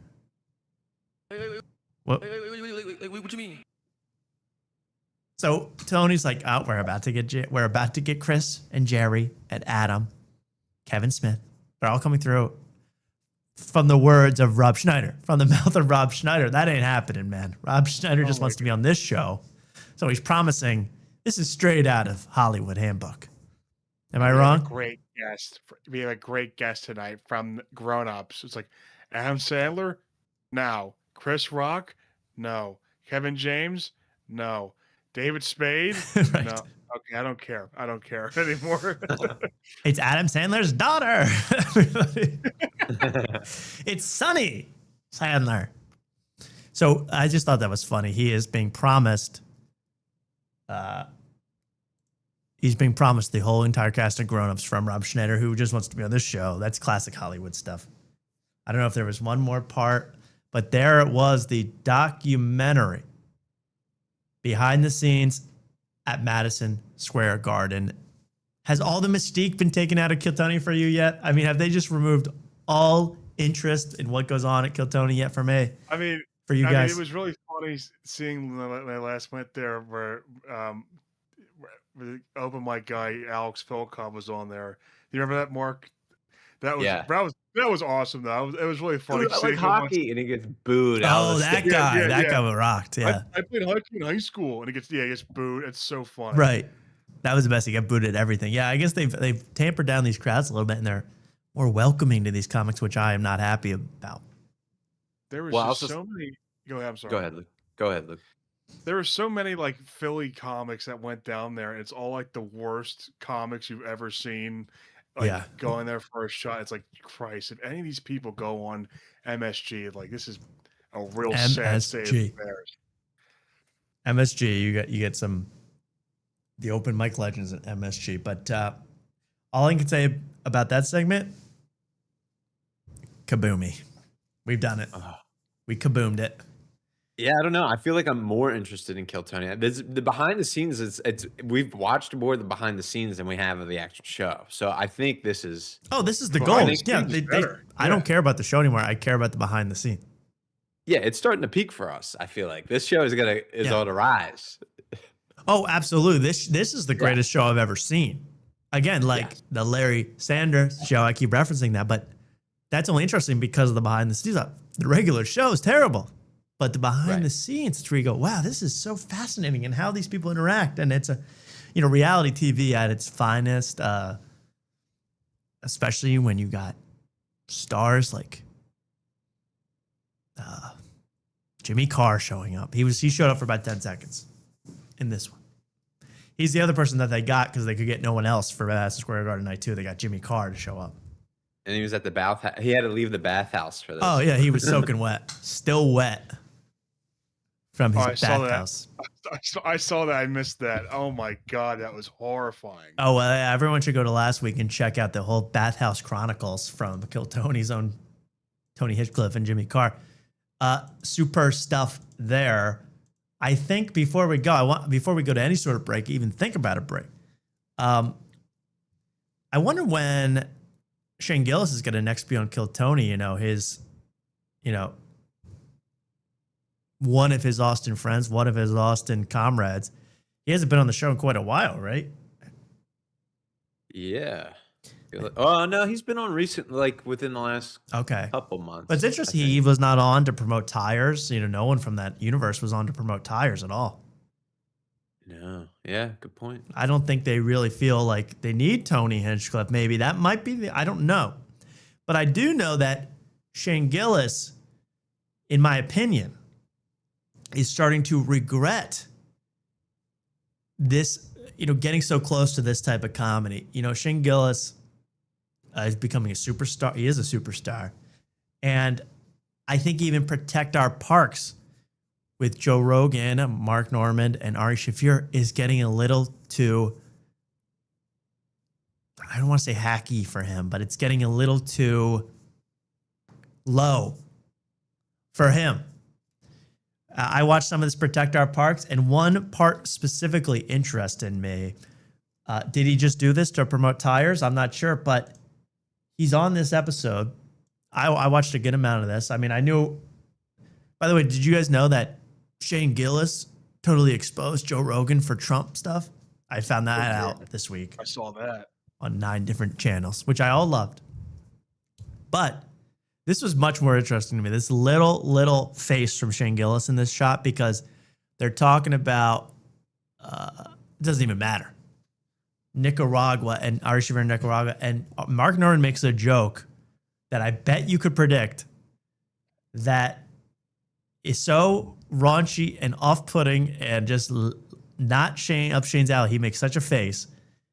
And this is just my little theory that Shane Gillis finds this too low now. He's got to change lanes. He's got to get out of this because it's so low for him to be involved in this type of humor. Let's take a look from the Joe Rogan Experience, episode 10,094. They kicked out of Nicaragua. Kicked me out of Nicaragua. They kicked him out of Nicaragua because they thought he was a fucking press guy. Because of you, because of my relation to you. Nicaragua, please. They looked me up. They're like, what's this? So Mark Norman gets in one, Nicaragua, please. Okay? He doesn't stop there. For no particular reason that I could find in the context, he brings up Patrice O'Neal. Listen. Hogan. Now we're rolling. Here we go, boys. Now we're rolling. Let's go. They were calling and looking, Googling me. I'm like, don't put in Joe and Ari. And I'm fucked. And as soon as he's like, what's this experience thing? I'm like, all right, I'll leave. Patrice O'Neal's at Nicaragua. Oh, you son of a bitch. That was a hard G. That was a hard That face right there told me everything I need to know about how Shane Gillis feels about beating this cohort. Out of nowhere, Luke, for no particular reason. I always give Shane flowers because Shane always has like the great, he can handle being like this star well. Like he has a great, yes, he acts the way a comic should act. So I'm not surprised by this, because it's just, it is going too far with that. That's pretty insane. For no reason, he just says that. He basically almost says Patrice O'Neal is the N-word. And Shane Gillis even goes, I mean, what? He really did. He did. He basically did. He really just did say that, yeah. Now, did you watch all this, Tom? I couldn't. No, I couldn't. Okay, so I remember I used to watch the first couple ones of these that came out. There's 17 of them. Yeah, I watched the first couple. I don't know. But Shane Gillis would wear glasses because I think he would get he would drink a lot of beers and he wouldn't want his drunk eye showing. Yeah, up. right. But now I feel like I don't know. I didn't watch it, but I feel like he doesn't probably drink as much, and he's just wearing the glasses to just hide reactions like this. Totally. Because if he showed his true face on all this stuff, it would be in every podcast cringe video of all time. That's like the face. What? That's the face I make at a show, with 2 hours in, and Otis starts saying something crazy. Right. That's the exact same face I make when they go way over the line. You're like, I can't even. And this is an open mic. You're going, but this is on national television, and you're going, I can't associate with this person. This is crazy. The biggest platform in the world, and he knows it's going to get scrutinized by everybody. The people only picked up on the Donald Trump stuff, but one more time. What is wrong with this guy, man? What is wrong with him? I love him. Hey, you can say anything on YouTube, baby. Nicaragua. As soon as he's like, what's this experience thing? I'm like, all right, I'll leave. Patrice O'Neal's at Nicaragua. Oh, you son of a bitch. That was a hard G. That was. And look at that face of complete disgust with Mark Norman. I love it. He's going, dude. Patrice O'Neal wasn't even brought up hadn't been brought up in 30 minutes. And he just said, that's wacky. So Shane Gillis, I believe, getting embarrassed from his association with Austin comedy, and Mark Norman, I counted that because he's on Protect Our Parks. Mark? I got to give you flowers. Of all the review shows of seeing this, I didn't see this clip. No one thought about this. This ish I needed to see. Thanks, bro. Dude. Comedy. I'm out of beers. I'll need a refill. Yeah, we need a refill. We're about to embark on a break. Not yet, though. When we get back, I'll just tell you to prepare you. When we get back, we got two big things. I'm laughing already at Ben Glebe's post-party, man. I'm laughing already. It's so funny. If you haven't seen it, you got to check it out. And, of course, Pat McAfee's new music album, Diary of a Polarizing Figure, is coming out, is out and is so great. And of course, Luke, you had a great video about that on the Limeade YouTube channel. I suggest everybody follow that. My talking about it is not going to, I hope it does not interfere or lessen Luke's talking. No. Please. But it's going to be so good. Before we go, I want to talk quickly about one specific show that everybody hates. I mean, I don't think there's anybody who watches this show or is on this show or has ever watched this show that doesn't hate watching this show, even to point out this was funny. It's Friends Keep Secrets with Benny Blanco and Lil Dicky. Am I right about that, Mark? Everybody hates that. Yeah, you nailed it. I don't like everybody hates this show so much that it's not even fun to watch as a gag. I've never even watched this on my own. Like, I feel like everything we've watched, I've watched on my own at some point, but no. Friends Keep Secrets. You know, this was a force. We found out this because of Benny Blanco's disgusting feet, and then Selena Gomez kissed Benny Blanco's disgusting feet. You know, they're married. They're married to their obsession with the Bieber family, but they're also married to each other. Now, this newest episode, I just have a quick clip, but I watched most of this. I suffered through this, so I got to at least share it with you people. Jake Shane from Therapus. Oh my! I was wondering that guy. Oh my! This is gonna be most. He's the guy that was talking to Casey Musgraves, and he goes, "So you said in that song, my friends and I talk about this lyric all the time. You say, when we're going to sleep in America, they're just waking up in Beijing. Like we debate that line every day. What does that mean?" She goes, "Well, I suppose it means that, you know, when we're going to bed, the time zones mean that people are waking up." He goes, "Explain that more. Get that out of your head. What does that mean?" You know, he seems to have very little thoughts other than how can I gain clout? How can clout enter my body? And how can I meet Halle Berry and Taylor Swift and interview them to get even more clout? So, and I'm not doing, the impression I just did is much less offensive than his actual voice. Okay. If you thought that was offensive, it's much less offensive than his real voice. He was on Friends Keep Secrets with Benny Blanco, Little Dicky, and Little Dicky's wife, Kristen, I believe her name is, to respect her. I will say she seems nice enough. But this is the first one I watched, you know, besides the Hunter Biden one, which was so great, where I go, these people have nothing in common. They don't like each other. And it shows. It really shows. This show is basically, let's show the intro. This show is basically just a way, like personally, like for these guys to get some ad money, some spare ad money sitting around their own house.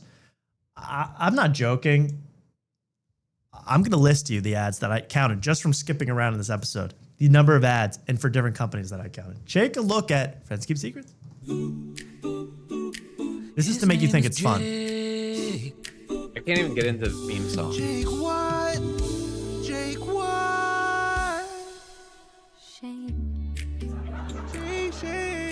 This is to make you think everyone likes each other.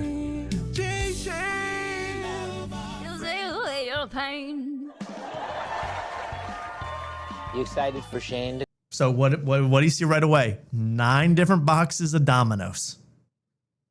A lot of cheesy bread. A lot of cheesy bread. And by the way, it's Domino's new s'mores. Domino has s'mores now for sale. Which is, it's just like, and I swear to God, Benny Blanco eats one. He goes, "Guys, I'm literally not exaggerating. This is the greatest s'more I've ever had in my entire life." And I go, "So you're a liar." So you should be put in liar's prison for that one. Because I don't know. I don't believe it. Go ahead. I don't believe it. Well, he may be such a Hollywood fake that he's never actually had a real s'more. So Oh, don't get me started on this guy too. You know, I used to have some sympathy for Benny Blanco because no matter what he does, everyone just says ugly on every single thing he's ever done. You know, so I kind of feel bad because he doesn't seem that unfriendly. But ever since watching this show, I'm not so sure. Not to mention, you know, he has a new album out. All collaborations with his Hispanic artists, you know, Central American, South American artists, all in Spanish, very Spanish themed. The album art is him, you know, some kind of disgusting morph of his face to make himself look much uglier, which is probably some commentary on this. But regardless of that, that's where I first found out from the comments of people getting mad about it. He is not in any way Hispanic. None at all. 0% Hispanic. Now, I'd been operating from the name alone. I know it's not his real name, obviously, but Benny Blanco. You always have to say it like that, right, Luke? Benny Blanco. Benny Blanco. that and his afro and his general look, I said, well, you know what? He must be you know, channeling his abuelita in this music. You know, it must mean a lot to him. He's probably watched Encanto 100 times. And he is in some way Latinx. Not at all. 0%. He's from Virginia. Parents are nothing to do with Latin America. So that freaked me out because this whole time, I'm going, he's married to Selena Gomez, he's Benny Blanco. You know, the whole entire thing is to trick you into thinking he's Hispanic, right, Luke? Oh, 100%. Yeah, I don't know why he does that. It's weird. To get like minority credit or something. You know, what is that why? Because I looked up some of his wiki.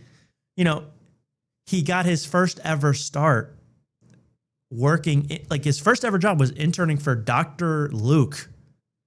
I'm sorry, I would love to call you Dr. Luke, but I'm talking about the producer, musician extraordinaire who Kesha accused of assaulting her several dozen times. That's his mentor, Dr. Luke. So this guy is made in a lab. He is a musician. He is a music executive disguised as a Hispanic guy. I don't know the other word for it.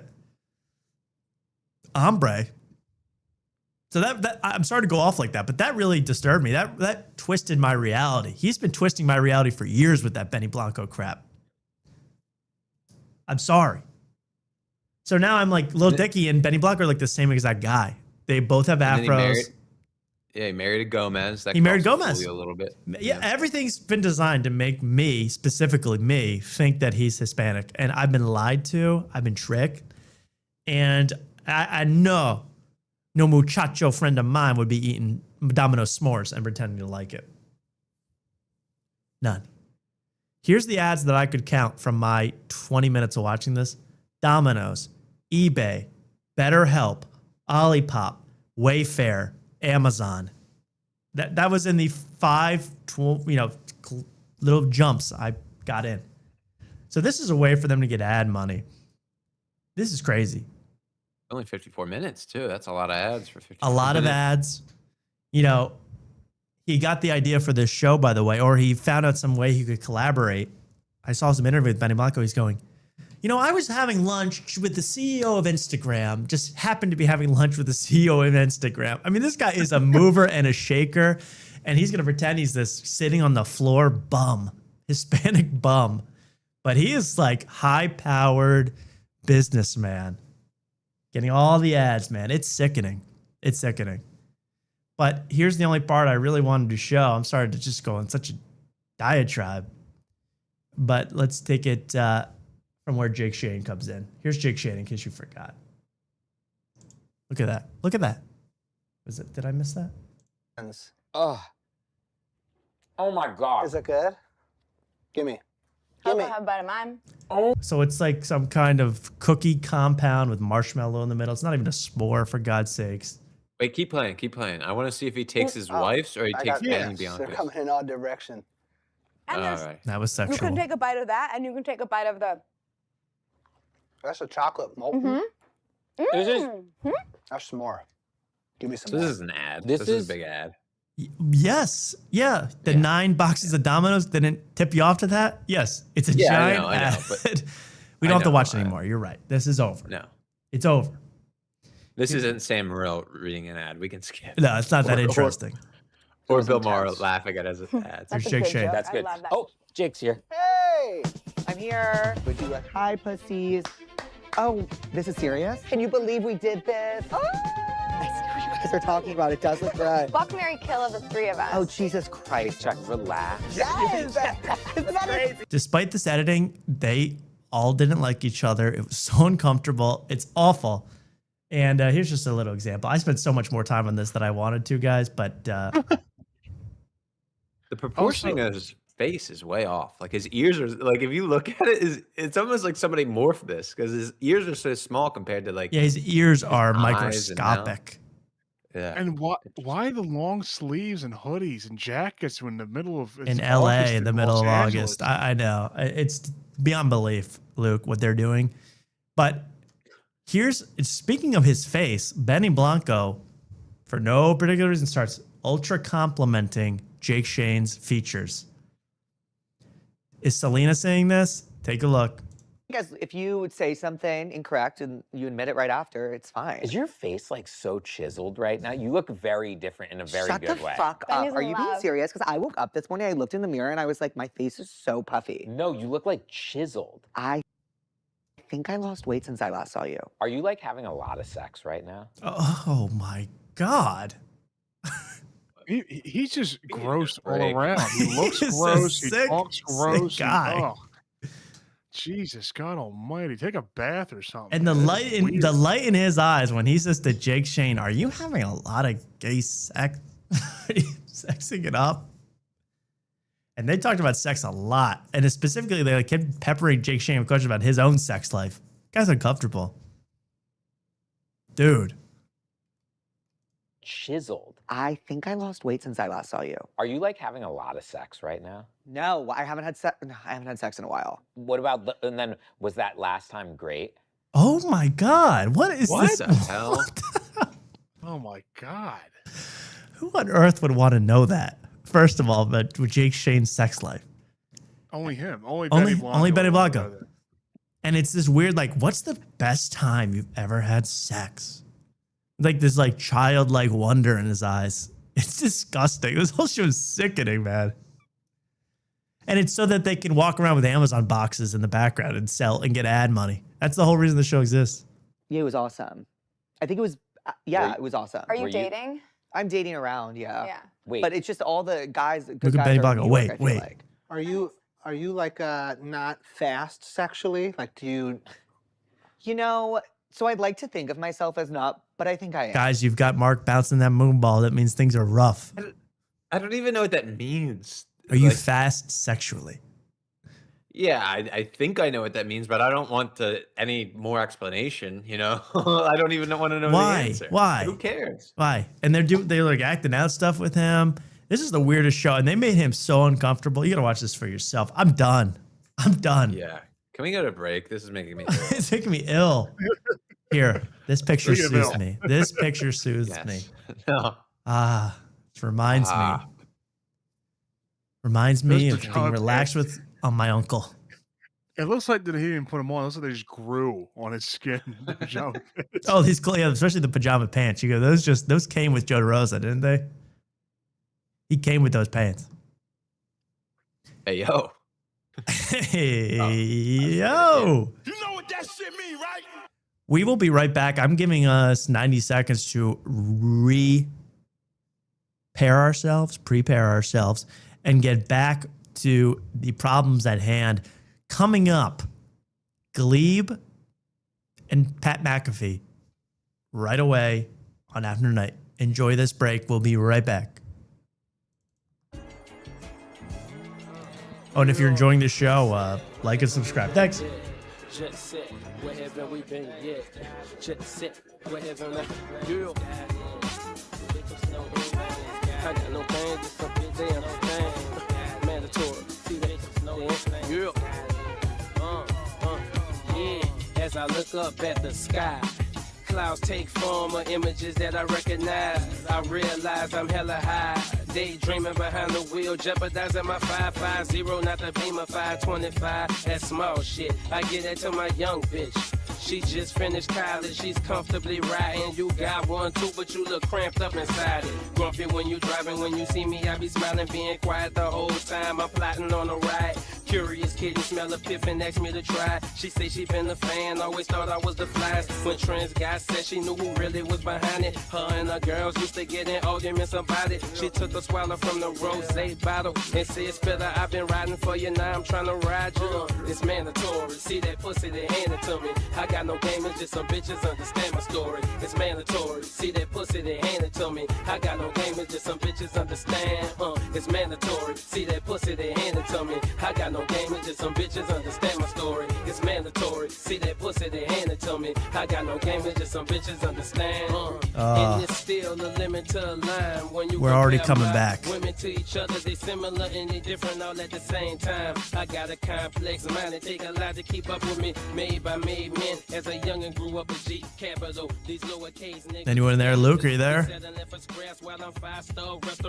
not. I'll read the chat for a second.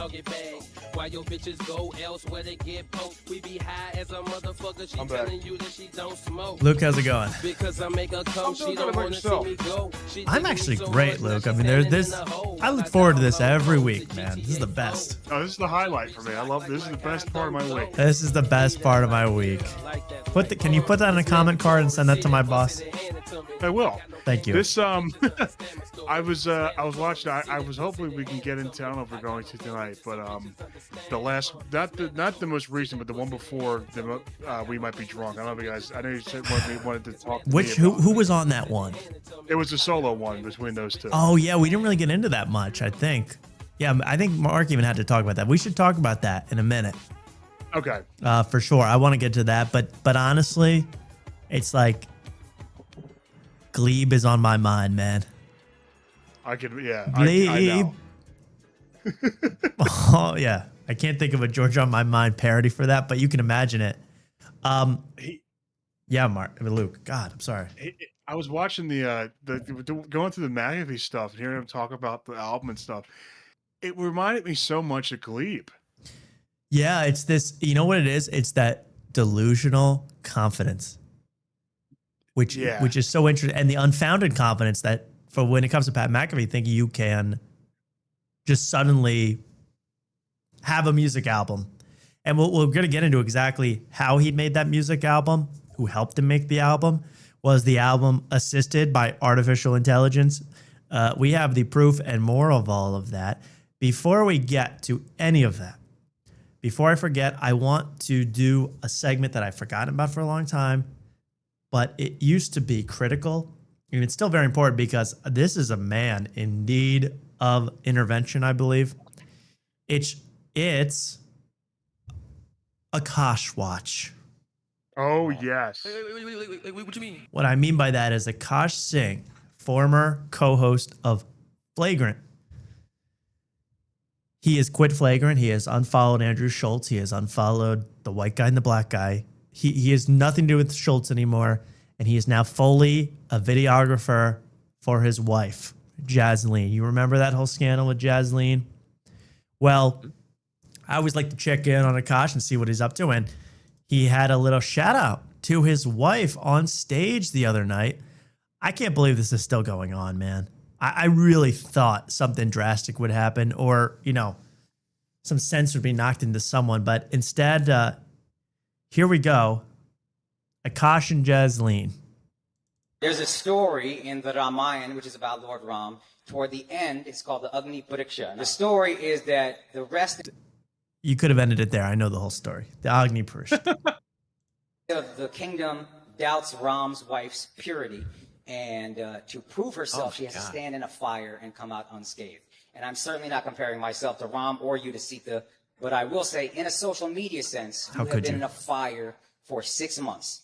And so he brings her on stage, holds her hand, and says, "You've been in a fire for 6 months. You're the Sita to my Ram." This is straight out of the Upanishads. And he is going off about this story, about this woman that sat in the fire, and you sat in the fire. And let's not even get into the fact that he put on dad's tuxedo pants for this show. I mean, what is this look, by the way? That has to be an Indian thing. I could see the top being an Indian thing, but the pants are like MC Hammer, man. Yeah, I feel like you shouldn't be wearing shoes with those pants. I don't know. Those are not the kinds sneakers. I feel like You should be shoeless. sneakers. Yeah, you should be shoeless. You should be shoeless in an ashram with these pants on, man. You should not be fully clothed with Jordans on wearing these pants. And the collar and the thing, it's all probably something I don't know. What I do know is this is crazy to bring your wife up and defend her like this for the sake of nobody. You know, just to prove you're still got each other's backs, I guess. One more time, the Sita story. It's crazy. But I will say, in a social media sense, you have been in a fire for 6 months. And there have been no screenshots, no incriminating pictures, no incriminating videos. And you stood in that fire and came out unscathed.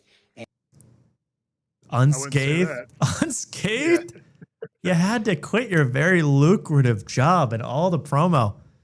And she didn't come out unscathed. Every comment about her is the same.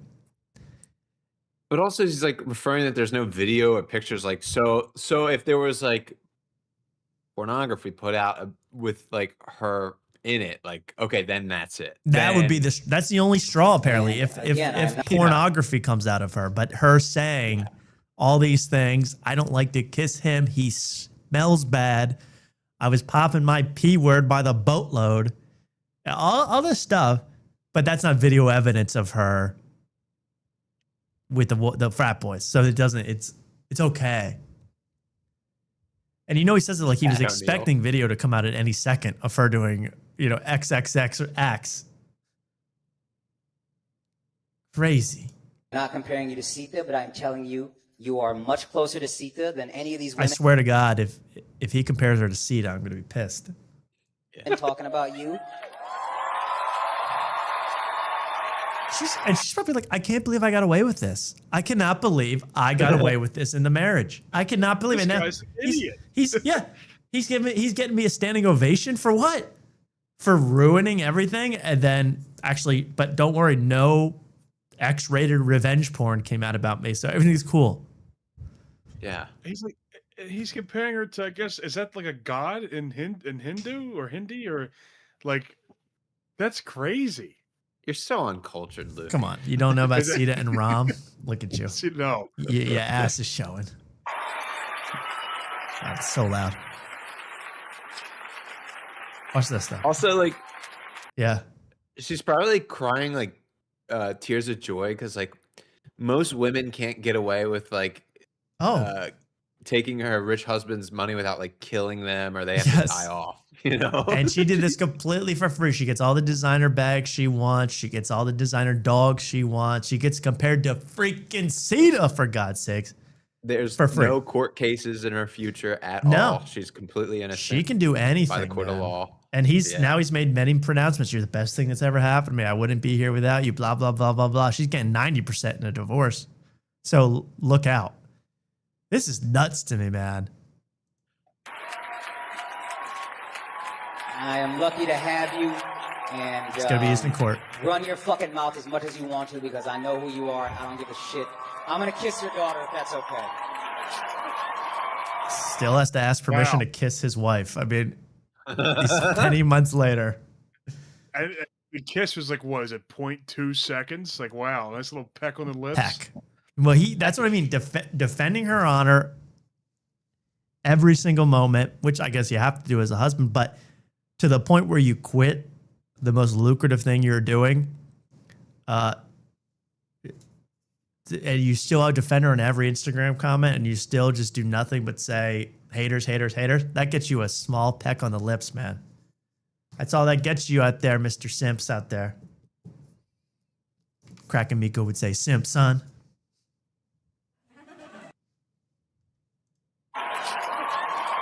What's that, Mark? That was more of a kiss than you gave at your wedding. Oh, boom. Stink bomb. Stink bomb from half court. How you doing? How you doing? Well, thanks for rubbing my nose in that. Yes. Yes. I went to my friend's keep you wedding honest.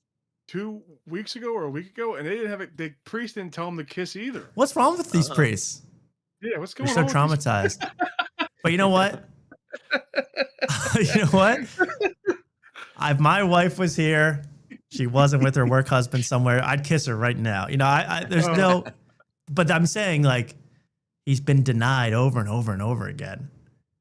Then he gets this one little morsel, man, and that's going to feed him for years. It's like the story of the loaves and the Cetas, man. Well, there we go. Akaash. And by the way, I don't kiss in public. That's wrong. As someone has, yeah, cheers. That would have made everyone uncomfortable if they saw me peck someone on the lips. One would puke. It'd be so disgusting. Well, anyway, there's the Akaash Sync segment. Simp, son. And I'm sorry we have to do this. We are sponsored now, so let's hit a quick ad before we get into the Glebe verse. Quick ad. On everything, where I be thinking about this shit. You be dreaming about it? Hell yeah. Dreaming about the Chaos Cannon bag? Yeah. I miss y'all. I'm like, well, where's this game at? I'm like, bitch, I need to keep this on my phone. So, okay. Maybe for the uninitiated, they don't remember. Kodak Black doing gambling ads is one of my favorite genres of media. One of my favorite genres. Kodak Black, probably high, doing gambling phone ads. This one's especially funny, but it's pretty subtle because he's going, I miss y'all, man. I miss y'all, man. I need this on my phone, man. I need this game on my phone. Why is he saying that? Because when he's with these people, they pay him money. He doesn't actually like the game. He likes money. And there's kind of a hint that he might not get paid for this one. Yeah, boy. I've been rich just on this. You've been dreaming about Chaos Cannon. He's been dreaming about Chaos Cannon. He's been dreaming about it. Hey, so like, okay, you see how I say I won 2,200? Yeah. There's my ad man. There's my John Hamm. You see how it says I won 22? But I have a feeling, they pay him this much. They pay him the 2,200. This is how much he gets paid for the ad right there. However much he just won in this rigged Chaos Cannon. Mm. So he's dying for them to come back every minute so he can win 2,200. You been dreaming about this, man? He's been dreaming about it. Hey, so like, okay, you see how I say I won 2,200? See, I won 2. You could win 2 too if you join today. You could win 2. Well, there's just a quick. I love that guy. Now we'll move on. I need to talk about Good Night with Ben Glebe. I told you the late night show hosted by my late night rival who has threatened me legally with cease and desist, who has threatened me with law enforcement activity if I continue to talk about him in any way. I'm starting to love this show, Good Night with Ben Glebe, because of the post show. The post show is a better show than the actual show. And it's so good this week. You're going to love it. But I'll say this, it's officially jumped the shark, the post show already, and I'll explain why. First, to get you in the mood for Ben Glebe, huh? And how Ben Glebe never fails to make everything about himself. Over the week, you might have heard the sad news that the actress Hayden Panettiere passed away. A very sad young woman. She starred in Heroes. She was an actress, very nice young actress. She passed away. And R.I.P. and all that.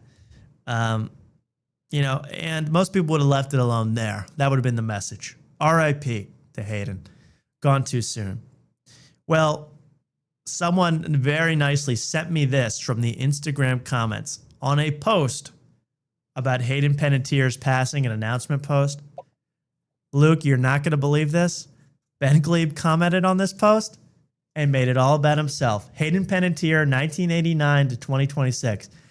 Ben Glebe says, "Oh no, we just reached out to have her on the show days ago. I always thought she was so cool. We hung out one night ages ago, and she was very sweet and fun. How tragic.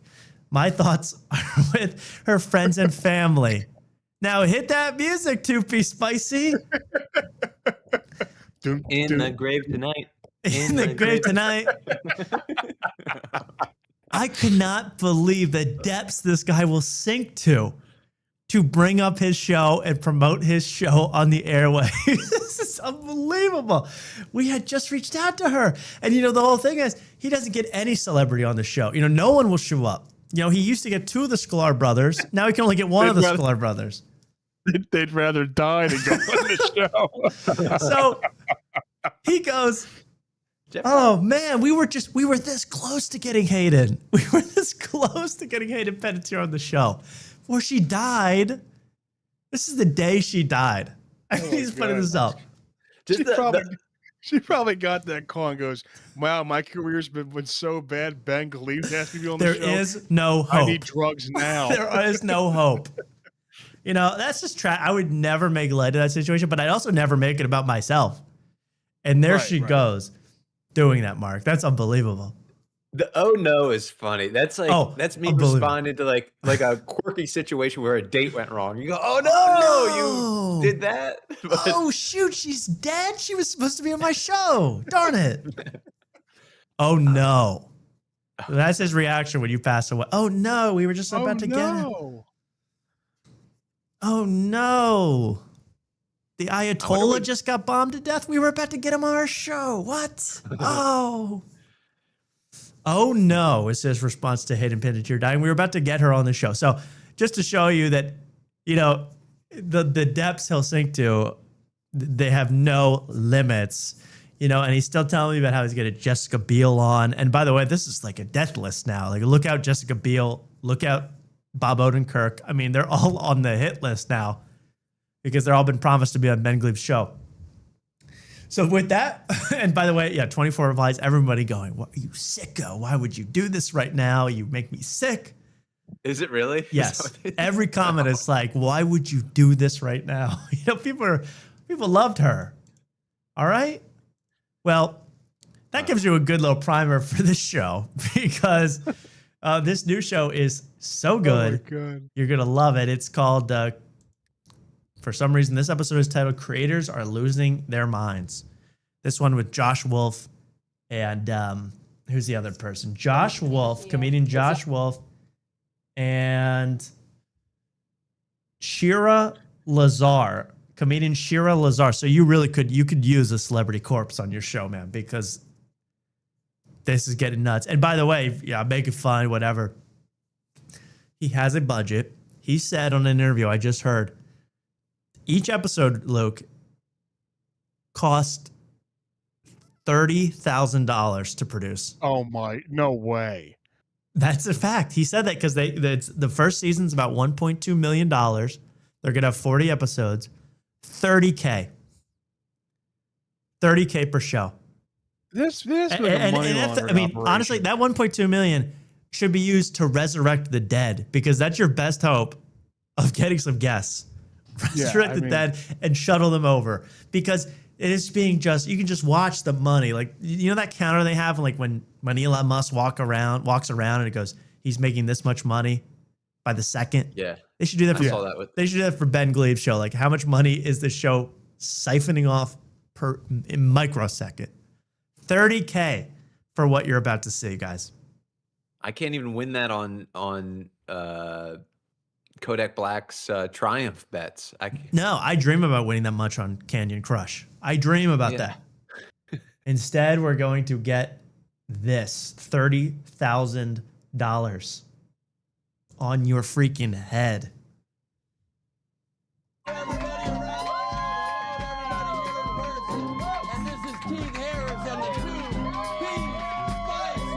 Okay, now there's a random white guy that joined the band. Okay, they got rid of the other black guy. They got a white guy. Jason Mraz, exactly.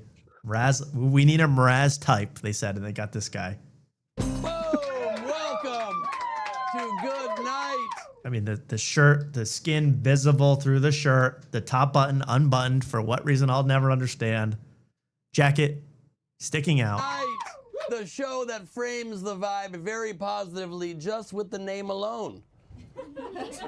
The Tonight Show just tells you the sun went down. That's meta. I like that. We tell you how good this night is. Okay, let's see that wall one quick time, and then I'll move on. I'm looking for the guy that's laying down. Yeah, he's dead too. He died. He went from laying down. They actually had to do a wellness check. Oh no! He was about to pay for our virtual wall. Oh no! He subscribed for the year. I'm definitely not giving him that money back. Darn it! Is there anyone I can send that to, or are we gonna have to keep that? All right, so anyway, here's the, you don't need to watch it. It's a monologue like you've seen on Johnny Carson 55 years ago. But he does do something interesting here. Does this the one with the comment? Does he do it here? Wait a sec. Does he do it on this one? Is this the one? Yes. Yes. Yeah. So every week to drive engagement, Ben Glebe has a comment of the week. And if you leave a comment on his YouTube page, you can win a ticket to his virtual audience wall, which usually costs $14. And wouldn't you know it, one of our very own viewers won this week's comment of the week. Let's see what they're willing to put up on the board as a comment supportive of Ben Glebe. And at Dylan Castilla 3412, which I can't believe there was 3,411 Dylan Castillas before that, but said someone called Chris Hansen, I'm a Glebophile. Okay, someone called, that's comment of the week. Congratulations, Dylan Castilla. I hope you're watching right now. He's live right now, so I hope you're watching. Please report back. I'm a Glebophile, and that's funny. See, that's a great, congratulations. That was a good comment of the week. But it's funny that this comment gets an awe. It gets an awe reaction from the crowd. Yes, before that. Yeah. But said someone called Chris Hansen, I'm a Glebophile. Aww. VIP tickets, DM the like show. Like a pedophile, but for Ben Glebe. Aww. So I hope this guy redeemed his tickets or did not, either one. But he's probably not in our chat tonight because he's actually viewing the Ben Glebe show. He's on the Ben Glebe broadcast. Yeah. You know, good for him. I just wanted to shout out him because that was very, very funny. Glebophile. Yes. Here's a quick clip just in case you weren't upset enough at Mr. Glebe. He starts, for no reason, trashing his writer who's sick at home tonight. This woman, Caroline, she's sick at home. He starts trashing her as being an inept Gen Z idiot. And it gets uncomfortable fast. There's Josh Wolf. There's Shira Lazar. Yeah, and then the real world comes. If you can't pay your rent, absolutely. Stellan. Absolutely get drunk every day of your life. For example, she says they're killing it and couldn't be any better. She does not drive a car, for example. So he's talking about that, his writer. His writer just said, we're killing it. Gen Z is great. He goes, she can't even drive a car. She does not drive a car. She asked me for a pay raise because of the cost of Ubers to get here every day. It's insane. It sounds like He's looking at Mraz.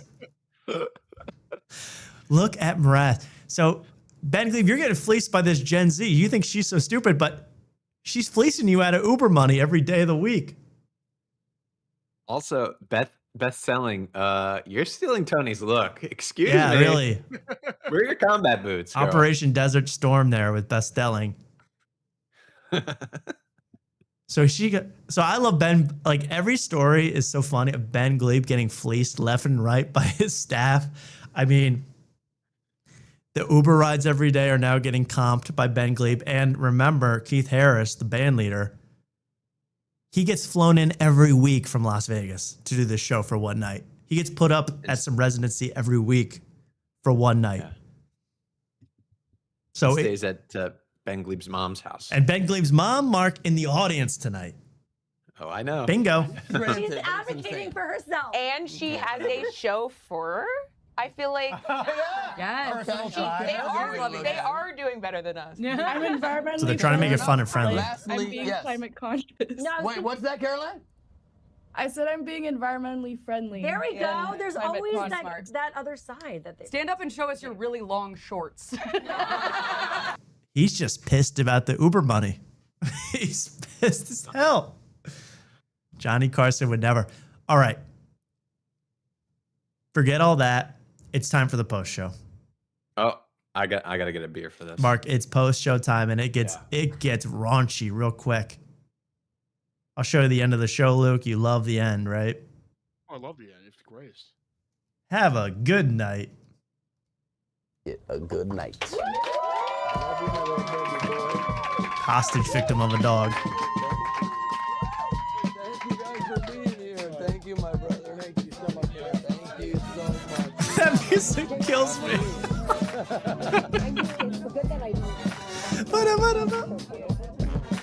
I would love to be in this after party. Welcome to hell. I would love to just like dance randomly, be the only guy dancing. Oh yeah, it's awesome. So that's his mom. It's nice he brought his mom. I got nothing negative to say, although. Thank you so much. I love you. So it's nice he brought his mom. I got no problem with that. His mom obviously helps. His mom puts up Keith Harris and the two-piece spicy at her house. That's the most genuine I love you I've ever heard in my life. Thank you, Mom. Thank you, Mom. I love you. Okay. Now let's get to smoking weed. All right. So he talks about how I don't know, there's so much going on here, but what's really interesting is he goes from, watch it from here. Watch this cut. I've never seen this. And this is what makes this show absolute gold. He's talking to his mother and Josh Wolf, having a very nice discussion about parents and moms. Watch what it cuts to. And this is what I'm talking about, jumping the shark here. Take a look. I would love that. I don't know if Beth is still here, but if she is, tell her to come out. I'd love to talk with her on camera. I think she... On camera only. She might have had to On go. camera. She left. Thank you, brother. Love you. So the refractory period is that time after you come before you can get aroused again. I'm aware. So... Whoa! Wait a sec. Luke, it cuts to a shot of Ben Glebe's pool float with two guys, two girls, and they're talking about refractory periods in sex. With No My Love on the And his living girlfriend nowhere to be seen. Okay, on this boat with these hotties. Oh my! I wish there was some like drunk guy there. I would just flip him over. So see, that could be me. I could be splashing around in the pool, doing dolphin dives. So this is what I mean. Like, there's always that episode of a show where they go on a boat and it jumps the shark. You know, they take everything normal and they go, what if we were on a boat? This show has done exactly that. They're now on a pool float talking hardcore sex tips. And this gets insane, Mark. Can we just go 5 seconds? Go ahead, Luke. Can we just go 5 seconds back? Because I just noticed something. I'm very curious what happened. Yeah. So you also notice that he has one paddle, so they can maneuver around these rough waters. All right. But what did you notice? Wait. Well, keep playing because I want to see what happens here. Because I noticed, I just noticed something. I'll say that someone I'll give someone credit in the chat. They said this is a floating ashram. It sure is. Yeah. This is an ashram on the sea. Yes, trust me. I looked into the SS. That time after you come before you can get aroused again. I'm aware. So, do you remember this thing? He ashes that in the pool. He ashed in the pool. That's disgusting. I didn't notice that till now. Well, it's true. Where else is he supposed to ash? On the float? Well, I mean, that would have been great if it caused a big hole and they all sunk. See, that's what I would want to see. But he ashes into Ben Glebe's pool. Now, this guy on the left, he said he's been to the show a bunch of times. He gets so fed up with Glebe during this whole pool experience. It's hilarious. You got to see it to believe it. I'm sorry. Wait. The splash ram. The splash ram. That's great. That's the comment. That's my favorite comment. The splash ram. If you buy a ticket to be there live in studio, could you hang out at the after party? Or do you have to leave? You can't buy a ticket to be at his house. You have to be a friend of Glebe. Oh, I thought you. I don't know why I thought you could buy tickets to be at his. I know. Then I'm not allowed to say I want to be there because that's a crime. Apparently, it's a threat. But I would send my best people. No, I think you could buy live studio tickets to be there. I don't. Hey, if something changed, please let me know because I want to send a peaceful emissary to discuss things. I would go. I would buy you a ticket to Los Angeles. Mark, I have an idea. We have a pretty big connect in LA. He's a pretty big time comedian. True. His name's Jeff Dye. If we got Jeff Dye on the show, I'm sure if we told Jeff Dye about the show and got him on the show, yes, I'm sure he could have a +1. Which, come on, who else is it gonna be then? I mean, who else is it gonna be? Look, you're looking at him. I mean, who else? I'll bring my moon ball. I'll bounce around all over the place. Oh, the whole show, you're going to be hearing two moon balls, Jeff Dye and Mark, just bouncing on that ground. I'll just be passing across the room with Jeff Dye. Yeah, bounce passes. Jeff Dye, I'll bounce it back. during the monologue. I love it.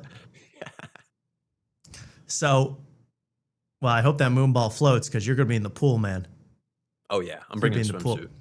So let's not pass by the fact that They're talking about how long can you last in the bedroom, on the pool float, in Ben Glib's pool. Let's watch this breakdown in real time.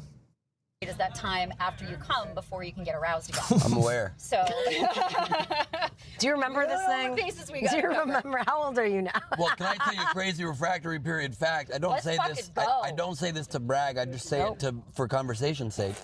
For some reason, my refractory period in my younger years was not amazing. Now it's unbelievable. And a hard cut. I mean, we don't even get a reaction.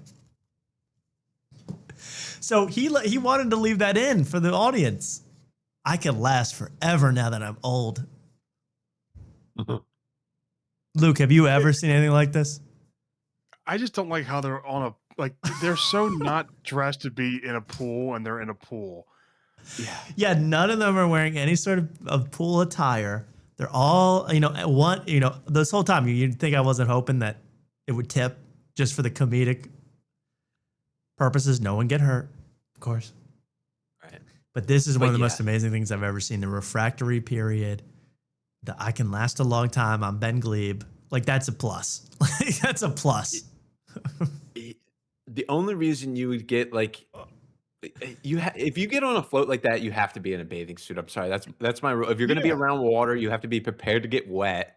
The only reason you should be fully clothed like that, if you're getting on like a ship where there's no it's the Titanic, where you don't expect to go down at all. You know what I mean? No. Yeah, if you go in the water, you're dead. Yeah. And you know what's funny? You compared to the Titanic, it is because all women and children have already fled Glebe's house, and it's just like these four on a float. They all got out of there as quick as possible. It's these four on a float and the essential staff that needs to record this. Let's keep watching because this gets uncomfortable, even more uncomfortable. Know your body a little bit more. You're more comfortable. And here's the thing also. So a lot of guys masturbate a lot. What? I know. This is not pool talk. This is not fully clothed pool float talk.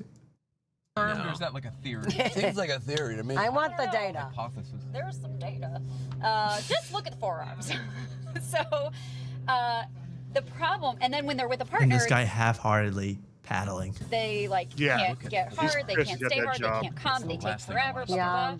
And the reason for that is because they have done the same fucking thing every single time. So they're talking about men. Why are men not lasting long in bed? This is unbelievable, right? Well, we'll skip forward because it's just a lot of talk like this. There's nothing revelatory. But then, Glebe reveals the future of his show and the future of the studio industry. It is simply built for after tonight. Really, why else could this be happening? These are all my dreams coming true. And they got the camera on the float too. So now it's ultra close up. And you're gonna see all the little reactions, man. There's no better show on earth. No. Listen to what Ben Glebe has in store for the Good Night multiverse. More people around you, like you around me. We'll start shooting and launching a micro drama soon too, a vertical. As You well. are? Yep. Oh my God, That that's is sick. genius. You Yeah, have the best absolutely. shot at fucking that than anybody. Yeah, I don't like the Fallon one. And I only saw a little bit of the soap opera part of it. No, but it was weird because Ben Glebe is planning on filming vertical micro dramas based around Good Night with Ben Glebe. Give it up, please. Most exciting thing I've heard in years. You just got another hour of content, Tom. Oh my God, man. I'll pay whatever subscription, to Redbox, Blunt Box, whatever, to watch Ashram Now Plus. I'll pay for anything to be able to watch Ben Glebe's vertical micro dramas. And he'll explain what they're going to be all about. And I like that this guy goes, now that has the best shot at working. Not this freaking late night show you're doing. Well, wait, he says you have the best chance of, he phrases it wrong. Could you go back? Yes. And then this woman goes, I hate that Fallon monologue crap, which is what this guy does every episode. Yeah. oh my God, That that's is sick. genius. You have the best absolutely. shot. And he's not joking. He goes into great detail about what it would be called. You have the best shot. Yeah, let's listen to that. No, he says, yeah. best shot at fucking that than anybody. Yeah, I don't like the Fallon one. Oh. And do I haven't? You have the best shot at fucking that up. Fucking that up. Yeah, that's really what he meant. But he's not joking. He has several ideas for a title. He has several different ways he could go about this. This is not a joke. This is a real spin-off. He promised spin-offs, and it's happening. Soap opera part of it is No, but it was weird because 25 million views. No, they did amazing with the views, but I felt the whole part of microdrama is it's very close up, and they're doing it live because it's on the show, and it doesn't. Oh, I didn't know it was live. Isn't it live to tape? Wow. It looks like Someone to tape, pay attention to that the dog. Fallon one. Yeah. I mean, listen, good for them. Like I just he's got felt too much like going it on. should have been more taped. You know Well, what I but mean? here's one of your But I crazy. get Now you'll notice something. This guy on the left, this cool blunt smoker on the left, clinging to the edge of the pool for dear life. Meaning, I want to get off this float, right? Yes. That's what that indicates to me, guys. I want to get off this float as soon as this conversation reaches any sort of natural conclusion where I can jump off. He wants to keep the SS Glebe docked right now. Yes, exactly. The anchor's down. He does not want this thing to go on a 3-hour tour. Why it was in front of the audience. My mom will love that joke, Tom. Thank you. Yes. A little soap opera thing. Remember? But I think it's funny. Yeah, exactly. That was kind of But that was well done. This sounds not. Well, this is more because verticals are like clearly pre-shot, cheesy. Like that's the part. Right. So if you do them live, it's kind of like you're They're doing discussing it, the skater future of the sketch. show. Way the soap And I opera felt is. like it. Yeah. Well, can I tell? I can debut right now. I can tell you the premise of our microdrama. I wanna- Yes. It's called Between. It's called Between Good Nights, or it might I be love called, that. or it might be called Before the Good Night. Oh my God. Not sure which one, but At least you didn't use the word after in there, because then I would have had a copyright claim. Before the Good Nights, and this is going to be a micro drama about. This show is already a micro drama. What we're watching right here is the best micro drama on TV. Yes. Who is this uninterested woman that's standing just by the pool for some reason? I don't know. premise is just the reality of my life, which I don't usually talk about. But a lot of people don't know. Shira, you don't even know. And we've been friends for a long time. I've been British this whole time. He's gone into high riff mode. Okay, he is pretending to be a Brit. He's doing a British accent, and I'm not joking. He doesn't stop doing this British accent for the next 5 straight minutes. That's like a meme. Like when you're on a 2-man and your boy starts doing the British impressions. You're trying to score, and your bro starts doing his British accent. I'm not joking when I say 5 minutes. I timed it. Oh, no way. People are basically doing everything but begging him to stop. Begging him to stop. And all the dog wants is a little toss. And instead, you get British glebe LARPing. I'm not even fucking around. Listen, I was born. The voiceover guy. I was born in England, and I studied acting for a long time. Are you doing a Mr. What's his name? Please, That actor? please listen for a moment. I know you're what's trending right now. And you're tweeting. See, now she's trying to stop the whole bit because she's so uncomfortable. I'm stuck on a pool float with a guy doing a British accent. And the joint has gone unlit. Oh, and the joint is being bogarted. It's being king-leered up the ass. And then Ross Perot died or something. And the buttons are on the... the buttons are on the... Buttons are on trying to escape off this situation, man. The buttons are trying to get out. And let me just say one thing, all right? Throwback. Can I finish? Yes. Here's the thing, right? So, Just when look I at the was born in reactions. Bristol, all right? Everything. Look at this guy's wide-eyed horror. Now the guy's wondering, if I drown, would it be so bad? If I try to get off this thing, would it be so bad if my clothes got soaking wet and I died?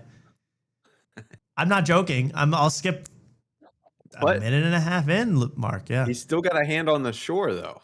That's the thing. He hasn't let go yet. Yeah. But watch He this. hasn't let go, so he can always bail. I'm skipping a minute and a half in. Okay. You don't give a fuck. How many episodes is this? Let me see. This is a 12th I need episode. to show you. No, of this up. How many will there? What's your arc? Can I be The in your microdrama is my microdrama? life. Don't you fucking understand, Jay? So he's still doing it. Yes. And this guy's holding on to the shore with one foot. Okay, he's losing control. He's a little high. He's scared. He's disoriented. I just skipped what? 30 more seconds? Let's make it another 30, Luke. It's not easy. The despair you must feel. Every moment putting on this charade for the world, right? I thought you said something like Shira. Charade. Shira's I may one. be coming around on this. Thank you. I mean, it's beyond absurd at this point. And just so you know, and then I'm going to skip 50 more seconds. I mean, can you... And when a guy is doing a British accent bit on a pool float with you, every second is an hour. Every second is an eternity, Luke. This is like days, I feel like. No, Just this doing should- 5 minutes, like not even just for 5 minutes on the middle of the pool on a float at his house after his live show. This might feel like 10 years worth of And he time has being not, wasted. by the way, we watched, this is 5 minutes later, not relinquished that joint one time. You know, everyone's at least trying to get high here. He's holding on to that thing like a buoy. And I just want to show you this. Look at that girl on the right with the leopard print. Look at her face. This is funny. That's the thing. So, like, I ask everyone to come along for the journey. You know what I mean? Even the Let's push us cameraman's offshore leaving. for a moment. Let's go for a little boat Uh-oh. ride around Mr. Tumber's Wild No. Castle. Are you? You one job. You one job. This is a macro drama. What do we do? Yeah, I don't get it. So they're getting. It's like, for the love of God. That's true. That's true. He's still That's going. correct. You need to see this. Oh my God. And it ends. And look at her that cuts face. the yeah. Mark, this is unbelievable.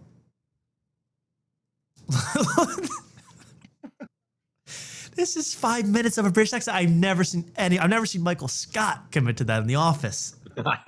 You know? Oh my gosh. It's like nothing I've ever seen before. Luke, I mean, what do you feel? Would you be able to live on this raft for this long? No, I would honestly just jump in the water and just walk out. I don't care if I couldn't swim. I'd jump. Fully clothed, walk, just go into the water and just walk up the stairs and leave. Just glebe out of there. Yeah. With cinder block shoes, I'd get in the water. Yeah, anything. So they're without a paddle. They're stuck. They're on the raft. And this is what was kept in the post-show video. You know, the post-show is usually unedited live. So I'd love to see what's kept in. Is this 2 hours into the post-show? Is this 90? Like, is this 30 minutes in? Like, how long have they been suffering, man? Well, it's interesting when they cut back to shore. They cut back to shore. When they get back to the landlubbers over there that didn't decide to get on the SS. That I frame. love that. That's a great freeze frame. Please, look at that woman. Look at this. Look at her. Oh. Captain's log, day 2. Please will stop doing the British impressions. Glabe's still talking like a Brit. We've started eating the other white guy for sustenance. That is pure horror. You know, you could not act that good in Jaws. Being left in the middle of the ocean, you're stuck with Ben Glebe doing accents. Yes. We're gonna need when a they talk studio. When they cut back to shore, Mark, you're saying. They cut back to shore. I don't see any signs of my love anywhere. Oh, It's she's loveless out there. I don't know what's up with that, man. I mean, after the whole Mrs. Peacock thing from last week, that's what I'm talking about. This is a micro drama on its own. You don't need to add anything. This is the best drama on television. And oh my gosh, this is so much to take in. And then people, I wonder, I would love to hear the conversation. Now that girl just pointed back out there. Yeah, she's like, when is it ending? I think he's still doing the Sean Connery now. I mean, Good Night with Ben Glebe, another epic micro drama of an episode. Give it up, man. Good night. Good night. That was awesome. That They was were, really they were up. good. They were up Glebes Creek without a paddle. Oh, no doubt. That was awesome, man. Yes. Some say they're still out there stranded to this very day. Now, I had to do my independent research because I wanted to see what kind of vessel they are on. Because 4 people on a float fully clothed, you must have a lot of confidence on that thing. True, So it's a lot of weight. 4 people. I did look it up. It's a $135 float. Now, interesting enough, the weight limit on that is only 440 pounds. So you're they're saying cutting it close. They were coming close to totally capsizing, being over limit. Unless they each weigh like 110 pounds. They're. I mean, I could see that for a little bit, but that was over the weight limit. But we can only hope that they add many more participants to that float in weeks to come. Many more. I'm actually surprised when the ball was back on the float, the dog didn't try to jump onto the float. Now that would have been some Betty. Oh my God, Benny Hill style hijinks. Yeah. Henry, the 3-pound dog, puts them over the weight limit, and they all start to sink. Now that's gold. Now that's comedy. That's pure comedy. Okay, enough of Glebe. I'm sorry. Like, I'm not even at this point. Like, I was talking about him because he threatened us deliberately. You know, he's sent me paragraph after paragraph of very mean messages threatening me with silence, threatening me to silence, to shut up or else. That's initially why I wanted to keep going and talking about Ben, because I'm like, wow, I can't believe this guy's going. Now it's just that good a drama. Now the post show is that good. It's one of the better shows on television. So, sorry. Yeah, I mean, when I watch this, I skip right to I do watch a little bit just to see. I get like, the vibe. What the vibe is. Yeah, I get the vibe of the regular show. And I love the music. I love the two-piece spicy. No doubt. And then it's right to the after party. I mean, it's skipping right to the after party. Yeah, I want to see that ashram. And there wasn't even an ashram in this one, and it still exceeded expectations. I mean, this show has a lot of potential. Yes. They're going to be in a hot air balloon in the next one, and he's going to be doing an Indian accent for 19 minutes. Hot air balloon, please make that next Glebe. All right. I need to talk really, really as much as I can about this new Pat Mcafee album. Maybe not all of you are sports fans out there. You don't need to be to understand what's going on here. Pat Mcafee is on ESPN. He is a radio host. He's a broadcaster.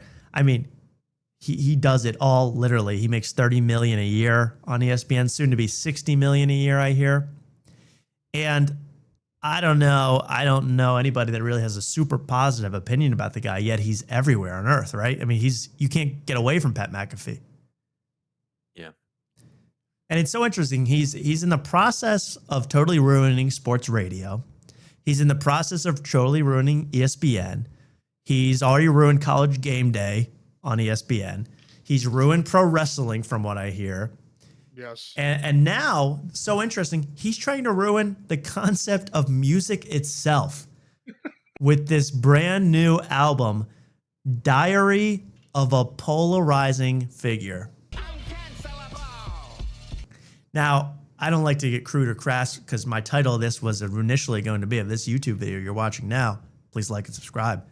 The title was going to be Diarrhea of a Polarizing Figure, but I thought that was a little too crude. But that's how I feel. I mean, this album was just crapped out, and he's going to tell you how hard he worked on it. You're going to hear it all, and then you're going to hear a little bit of the album. I have some choice cuts. I have some stuff I got to show you, but I want to get you introduced to the guy if you don't know him. Here's him introducing his album coming out now, but this was back a month ago. This is on his radio show on ESPN. He's taking up valuable airtime with this. Here he is. Coming out August. This is so good. Pat Mcafee with human statue AJ Hawk. They're going to talk. Now, have you guys, like, before you play this, he had to get some facial surgery done. Am I wrong? I'm assuming that was how weird his face looks? I think he's got some surgery done. I think he's grinding that jaw, grinding those teeth also like 18 hours a day too. Yeah. I think this is an album. You know, there should be 2 credits on this album, Diary of a Polarizing Figure. There should be 2 credits. There should be AI, and the other credit should be the Sackler family for inventing Adderall. Because without those two inventions, this album would not exist. Without Adderall and AI, this album would not exist. This is totally fueled by those two substances. Wait till you hear it, Luke. Mark. And to give like the background of the Pat McAfee show, like for instance, it's like the male version of The View. Like if you walk into a like if I go to this barbecue place near me sometimes for lunch, and this show will be like casually on in the background. Yes, like it's always on. It is the male. Any View. barber shop, any sports bar, it's on in the middle of the day. You're forced to watch it, and he's very pretend folksy. You know, he's very like, I was down in the mud. You know, he's Pittsburgh. It's everything wrong. Somehow, from being from Pittsburgh and living in Indianapolis, he's created a deep South country album. Makes no sense. Makes no sense. But here's him introducing the concept, and right away you're going to just be shocked at this guy. He's on the left, by the way. AJ, Diary of a Polarizing Figure Diary. coming out August 14th, brother. We have a date. Pretty excited about that. I made that announcement. Oh, those are this ripped morning on the jeans? I internet. thought that was Now, a coaster. You know, with everything happening in the world and everybody telling me how terrible of a person I am, it felt like a good time to let people know I know that you feel that way about me. I actually wrote a bunch of songs about it. So August 14th, 13 songs coming out. I wrote this entire thing, AJ, over the last like 20 years or so in my notes section. A lot of very personal stuff in here. I wrote this whole album, 20 years of work, 20 years of my notes app. Here is a quote from the producer on the album about exactly who wrote this album. Are you ready? Here it is. Ernest, who produced this album, this guy called Ernest. Promise that's a real person. He was on Whiskey Riff. He was on Whiskey Riff. Love that show. Whoa. Quote, this is about Pat McAfee's album. Quote, he's not a musician, but he definitely is a fan of music. He has been writing lyrics for years. Like his phone is so full of notes, stream of consciousness, poetry, stuff like that. And he started plugging his lyrics in and chanting it into AI music generator Suno and getting Suno demos of his songs. And we came together and I was like, yo, we can go in and cut this stuff for real. So this mother Hulu is pretending he wrote his own album. He put in little like notes like, I want to be the best into Suno, and it spits out a whole album of generated crap lyrics about coming from nothing and making into something. So that is enough to make me sick to my stomach already. Suno, the creator of, Jeff Bridges' album too. He loves Suno. Yeah, he made this album actually. He made this album. I gotta give credit to Limeade here because I saw a tweet about this album and I just saw the title and it said The Diary, and I put out a tweet thinking it was a book with the word diary. Right, diary, right. I would assume it was a book, but shout out to Limeade. I figured out it was actually music, believe it or not. Well, I mean, here's the album art. I mean, take a look. This is the official album art. Looks like AI. One telling sign is it makes zero sense. There's a crack down the middle of the page. Usually that means like there's one thing on one side, there's one thing on the other. They just took his image and just put a crack in it for no particular reason. Gold watch. So many things said. Only hateful break through. I wonder when I'm dead if they'll ever tell the truth. Oh my god. And by the way, you're gonna at least these last two things, those little pictures of himself as a kid to generate sympathy because he used to be a child. Then I love it. Me too. Me too. I remember a kid. You talk too much. You're obnoxious. Those things can be true. Those are not just like those things can be totally true things. And bad to be.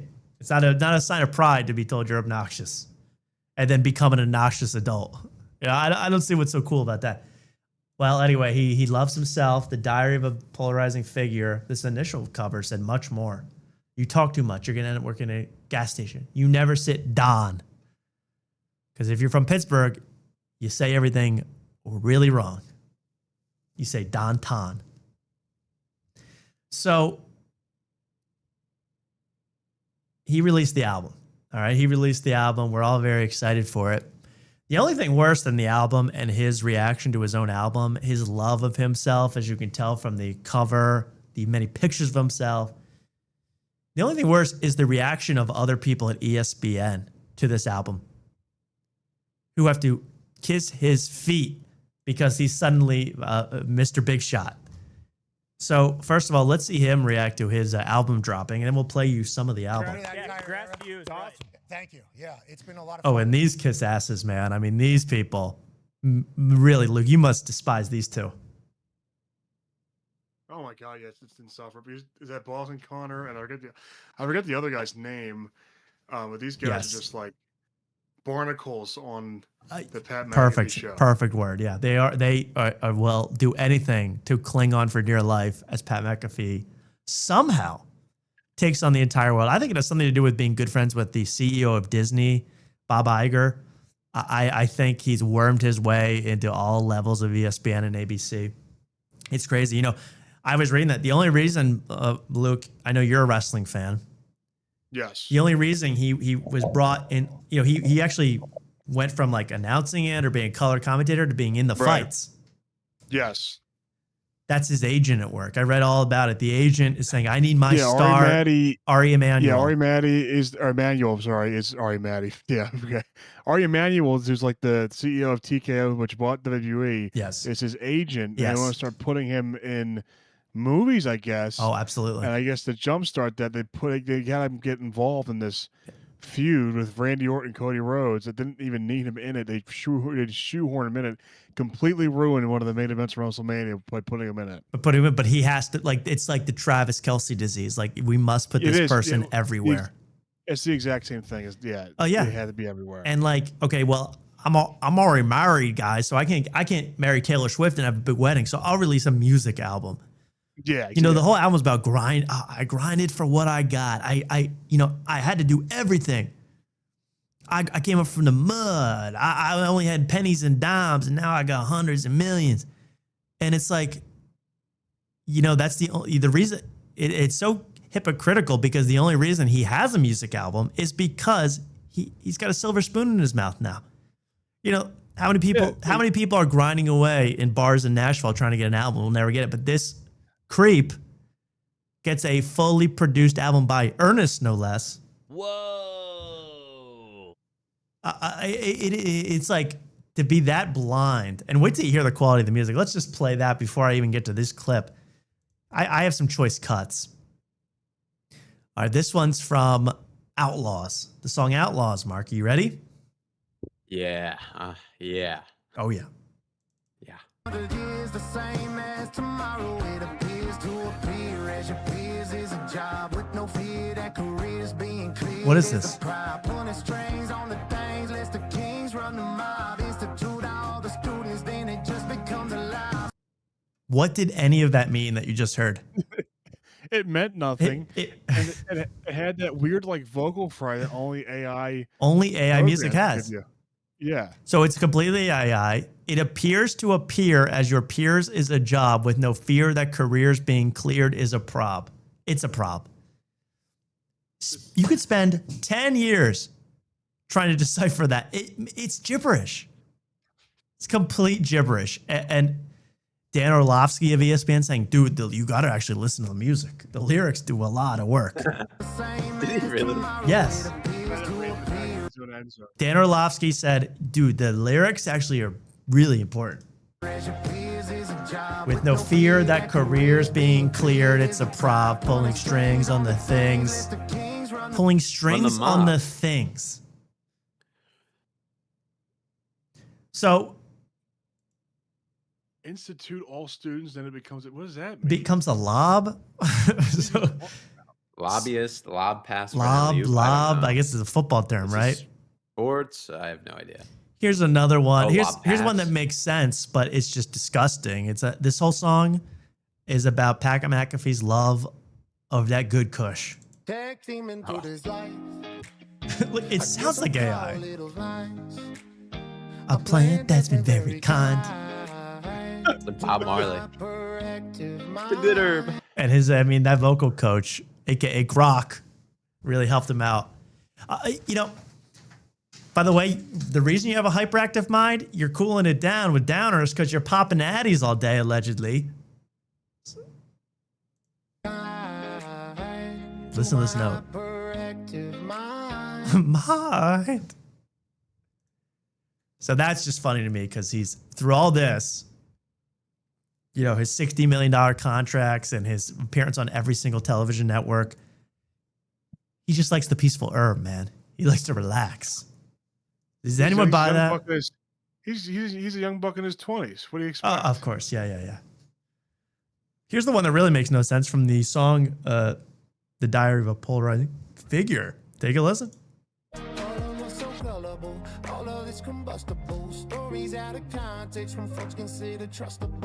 Listen to this part right here.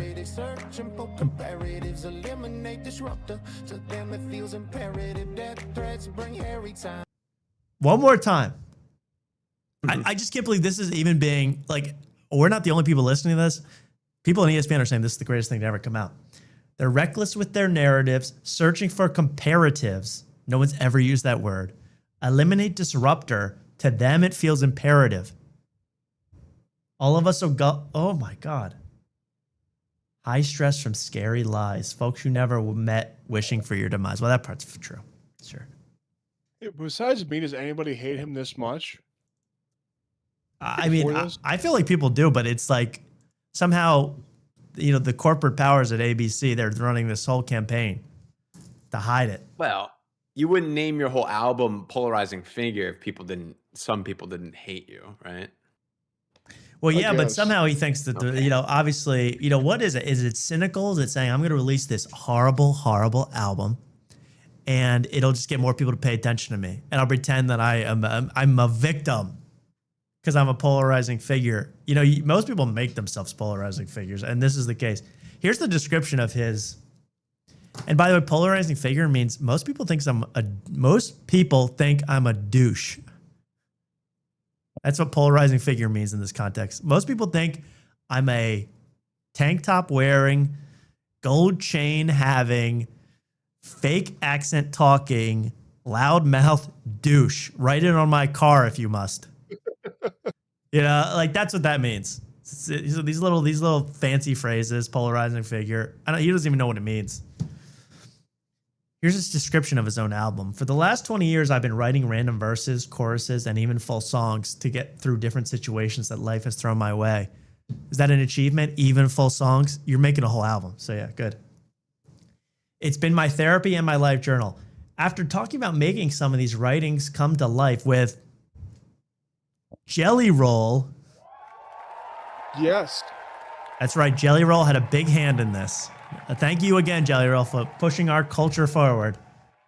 He introed me to his hitmaker and legend Ernest, and super genius co-founder of Big Loud Seth England. It's all one name. My music fanhood has gotten me through this life, and now getting a chance to create my own songs with my own stories and messages has become an indescribable, emotional, and fulfilling dream. Well, you won't shut up about it, so it's pretty describable. So it's like sickening, man. I love that. I even did my own. I even came up with some of my own full songs. You released an album. Yeah. Impressive. You should be doing that. Congrats to you. Awesome. Thank you. Yeah, it's been a lot of fun kind of piecing this whole thing together. July 7th, 2025 was Gumpy and I's first trip. I don't know why this is so low. Kind of start this entire thing. Are those all his lyrics there on the right? Where? Or on his right? Oh yeah, those papers are all his thoughts. Yeah, he's obviously, yeah. Okay, well, anyway, you get the picture, but then let's skip to, let's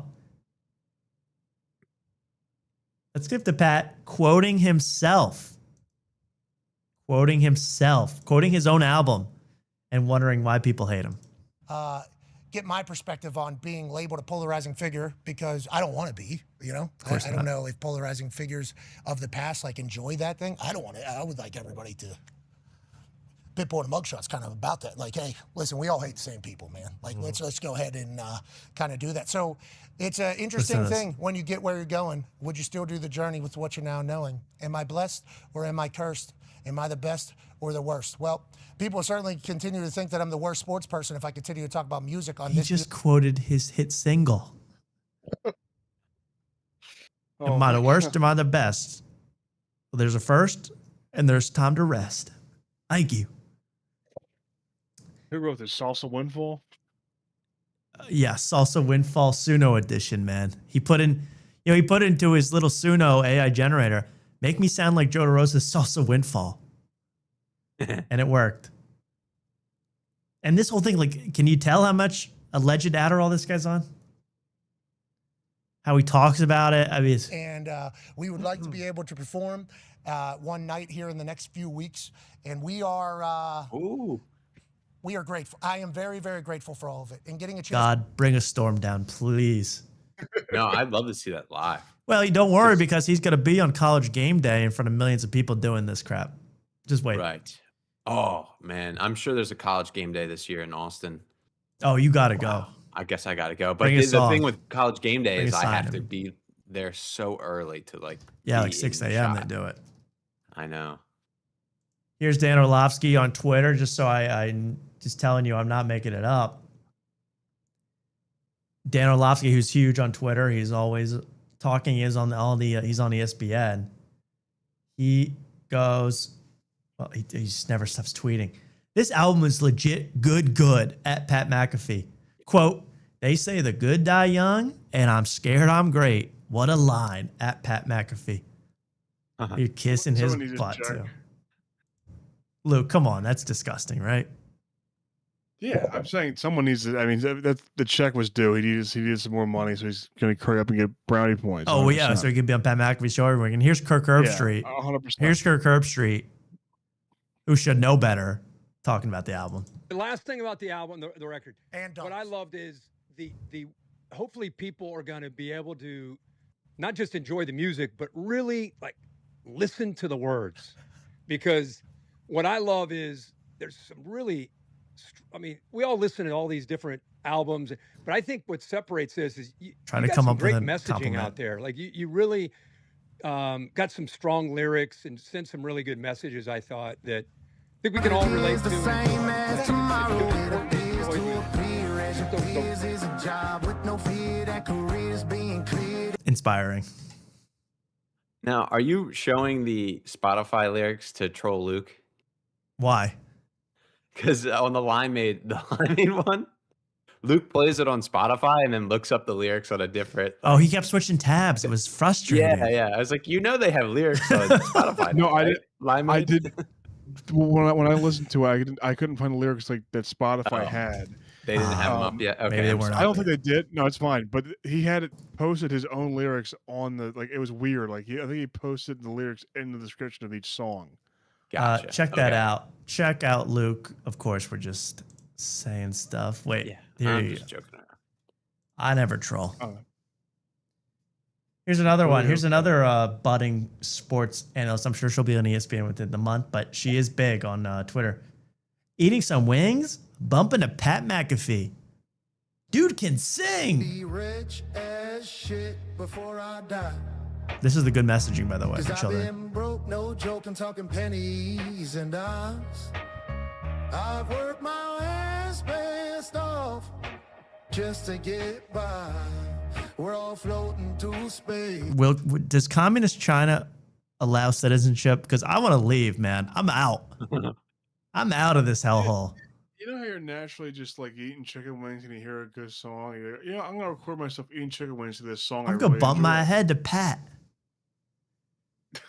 Legit, sing. Yeah, the AI could sing. You're This is the eating worst.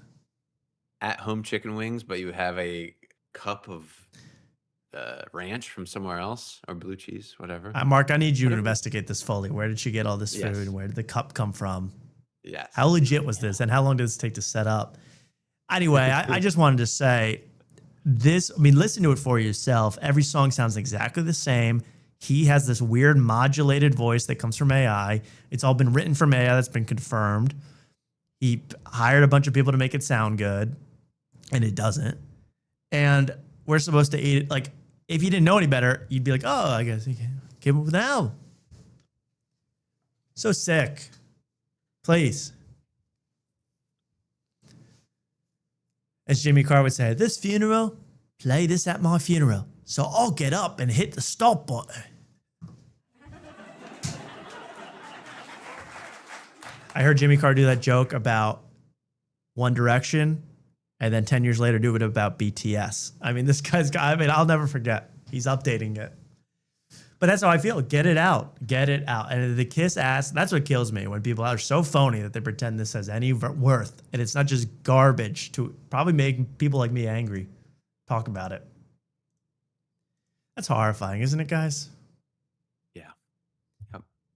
You know what I need? I need a cleanser. I need to watch big fat Italian people talk about Italian food. Yes, please. Can we watch that? Remember, we always show those guys. I love those guys, man. Oh, wait. It's Joe DeRosa. It's like, look, I grew up Italian, and a big thing in Italian eating is to take a hunk of bread and do the sauce. Also, no other culture's ever done that. Congratulations, Italians. Dipping bread into food. Joe DeRosa, everybody. You don't want to hear how he does it, though? How does he do it? I bet he unhinges his jaw and eats it all in one bite. How does Mr. Sandwich do it? A hunk of bread and do the sauce. Also, pasta is obviously a big part of Italian food. So true. I'm like, get it out of my way. I want as much meat as I can possibly eat. That sounds sus as f- I will eat the remainder of my sauce with a spoon, like soup. Wow. That's what I want, and it's not that I dislike the other things. No, I'm you just hate like it. they fill me too quickly. That sounds sus as f- So, I didn't know that. They put gravy on everything, Luke. Even the ring canvas, even the studio microphones. That's made of marinara. Oh, you see that pop filter? It's fusilli. You can eat it. You can grill it, make it al dente. Oh. So anyway, I love hearing about Italians discover food that they've eaten. Very good. Very good. You know, that's I didn't really find any other clips from. Although, does he say like I'm talking Italian? Oh yeah, he does say I'm growing up Italian, which is my favorite podcast. Yeah. My favorite podcast. Isn't that the name of it, Luke? Growing up Italian? Yeah. With Mario Bosco. Mario Bosco, who was on Kill Tony the other week. Mama Luke. He's a Mama Luke. Look at you over there, you Mama Luke. You're eating the bread with your hands. You're supposed to suck it up with your tongue. Mama Luke. Yeah, I love Mario Bosco, man. He's the best. There's only a few people I love more. Hey, how much can I annoy everybody? Let's take a watch.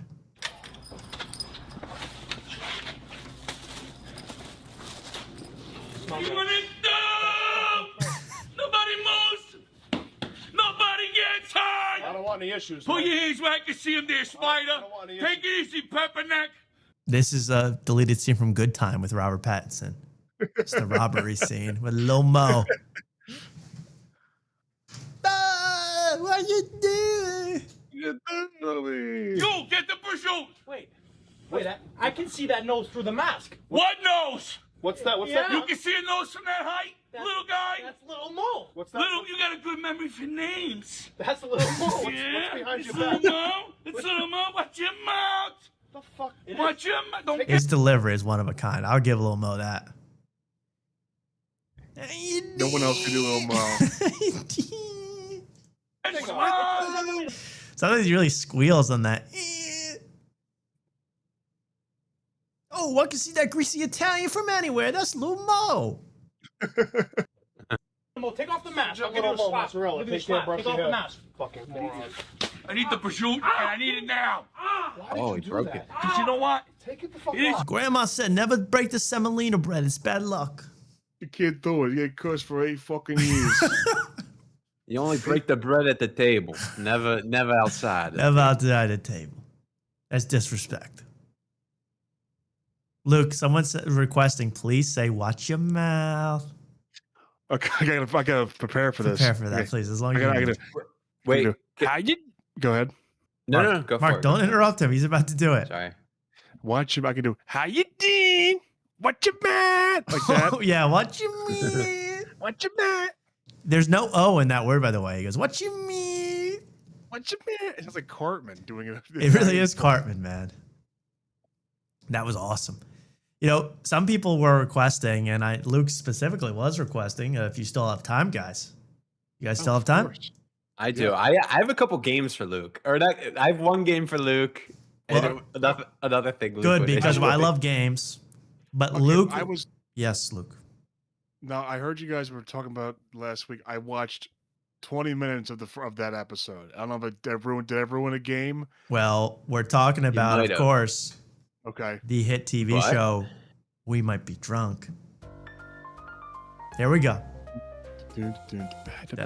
Da-da-dee-ba-da-ba-da-booga. Yo, that's a little low in my headphone. You're gonna have to. Hey, Momo. Momo. It's a little low. Did we tease it? Oh my God. Okay. So when did you watch it, Luke? Are you fresh? Like a little bit mozzarella? fresh.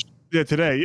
Well, today I watched like I can only do 20 minutes of it. I couldn't watch This one or the one that was with the George solo Jeff? ep. His Solo Mama ep, this Luke one. is sat in his office desk watching We Might Be Drunk. You drunk? Oh, What you mad? what you mean? What you mad? Hoomaloo. Yes, Mark? What game are we playing tonight? I love this freeze frame, but where are we playing? We're live on After Night on YouTube, baby. Let's play.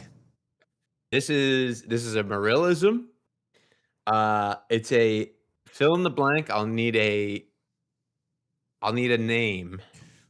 Okay, so this is something that Sam Morrill of We Might Be Drunk said, and we're trying to guess what it's in reference to, but we give you a name. I need a name, and it's a positive one. It's a positive. It's a name that Marillism. Sam Morrill would think of positively. Luke, I'll give you first dibs. Mad Just like Libs. any first name. Anything, yeah, any name. Zach. Okay, here we go. It's a banger, dude. Zach's got the goods. Okay. So we're trying to guess who Zach is. Who could Sam Morrill be referring to in such a laudatory, such a positive way? He's got the goods. I mean, my first thought, of course, is Jalen Brunson. Yes, but it's not that. Oh, shoot. Is it in the first 20 minutes of the episode? It is within the first 20 minutes. I'm surprised. Yeah, If you haven't got it by now, I don't think you know it. Luke, give a guess. Come on, we need a guess. Then I want to hear it from No, real. I've definitely heard this too. Oh my God, they're talking about. You're they're going to talking kick about- yourself all across the room. God damn. Is it someone super obvious, Mark? It's somebody we've talked about a bunch. Comics love to give this guy compliments. Fuck. All right. Well, Luke, you have a Colin final Quinn? guess? Colin Quinn? No. Someone says Matt Rife? No. My guess the was goods. Fahim Anwar. People love saying Fahim Anwar is the greatest. No. Damn it. Okay. Jeff Dye? No, I wish. I mean, I would. I Wait, would that would have been played this breaking last week. news. Yeah. Okay. Yeah. What time code do we go to find out who Sam Morrill could be talking about? 15:35. 15:35. Oh, I'm so excited. Oh, shit. Oh, I kind of gave it away. It's Damn about a it. hit job gone wrong and what happens afterwards, and it's a complicated story, and it's a banger, dude. Okay. Sam Tallent's got the goods. He's a good writer. Oh, I didn't remember that one. Yeah, that one. I did not remember that one. Sam Tallent's, He's a great writer. Sam Tallent's got the goods. Can you go? I actually have a very funny. I don't know if it's a Morellism, but maybe it's in the same episode. Maybe I didn't watch this one. Okay. Were they talking about like fine dining and talking about their vacation or something like that during this episode? Interesting. I don't remember that. I don't know. I don't know where I would go, Luke, but I have one thing. I have one other thing from this, but it's Mark Norman took his kid on a boat trip. Yes, to see dolphins or something, right? Yes, that's what I have. Yeah, Miami 22. Dolphins. I have 22 minutes even. Oh, great. I have 21-10. Okay. I have 21. 21-10. Well, I like the more we might be drunk, the better. We're going to 21-10. Here we go. He's quite a talent. To go see Dolphins. This is good. I'm a good dad. The wife set it up. Dolphin I'm trip. paying. We're going to see Dolphins. Bring the boy. He's 18 months old. He doesn't get anything. So we get on a little boat. It's me and a bunch of tourists, a bunch of like Russians and whatever, Scandinavians. We get out there. Dolphins galore. They jump into the boat makes a wake or those waves, and they jump into the waves. It's amazing. Whoa. So they know how to do it. And so everybody's in the back of the boat going, whoa! And I'm trying to get the kid up. I'm trying to show him the dolphin, but he doesn't get it. But every time a dolphin jumps, everybody goes, whoa! And there's cameras everywhere. And the kid didn't get it. He didn't like it. He kept kind of like dozing off on the boat. Oh. And then we land, and the kid goes, whoa. Because he was mimicking the whole audio. It was the cutest thing And ever. the kid goes, whoa. The apple doesn't fall far from the tree. No, that I is, love it. yeah. Fake enthusiasm from Mark Norman's kid? I don't believe it. Speaking of fake enthusiasm, keep playing because it gets worse. Sorry. Oh, this is awesome. Then he heard Jordan Jensen tell Then he heard Jordan Jensen tell a joke, and he doesn't get it because he doesn't speak English, but he goes, There's nobody better than Jeff Dye. oh, whoops. And he goes, whoa. Anyway. But he's right. There is nobody better than Jeff Dye. That's true. Nope. Sarcasm. Yeah. Out of a baby. That's cute. That was cute. I lost it because he just went, everybody went, whoa, for 2 And I hours. hate to pause it, but Mark Norman's in his kid material era. Oh, of course. Oh, where every joke on stage is about the kid. The diapers. Well, he said in this latest episode, he's like, Chris Rock told him or said that like you need to have kids material because all your audience has kids. Oh, yeah, and they've taken that to heart. There is honestly Exactly. some comics, there are good bits about being a parent and all that, but most comics who develop a family act it's disheartening. It ruins everything. Yeah. And it's all about the cute kid, and the kid did this cute, this kid did this to this kid, and this kid said he did. But kids say the darndest things. That's what it all boils down to. Kids say the darndest freaking things. But let's hear the end of this story. I'm sorry to interrupt. Kid material. That was cute. I lost it because he just went, everybody went, whoa, for 2 hours. And at the end of the show, or trip, he goes, You're raising whoa. a baby Bill Maher. He's like, oh, that's nice. Dolphins? Okay. What's a blowhole? Oh, yeah. Yeah.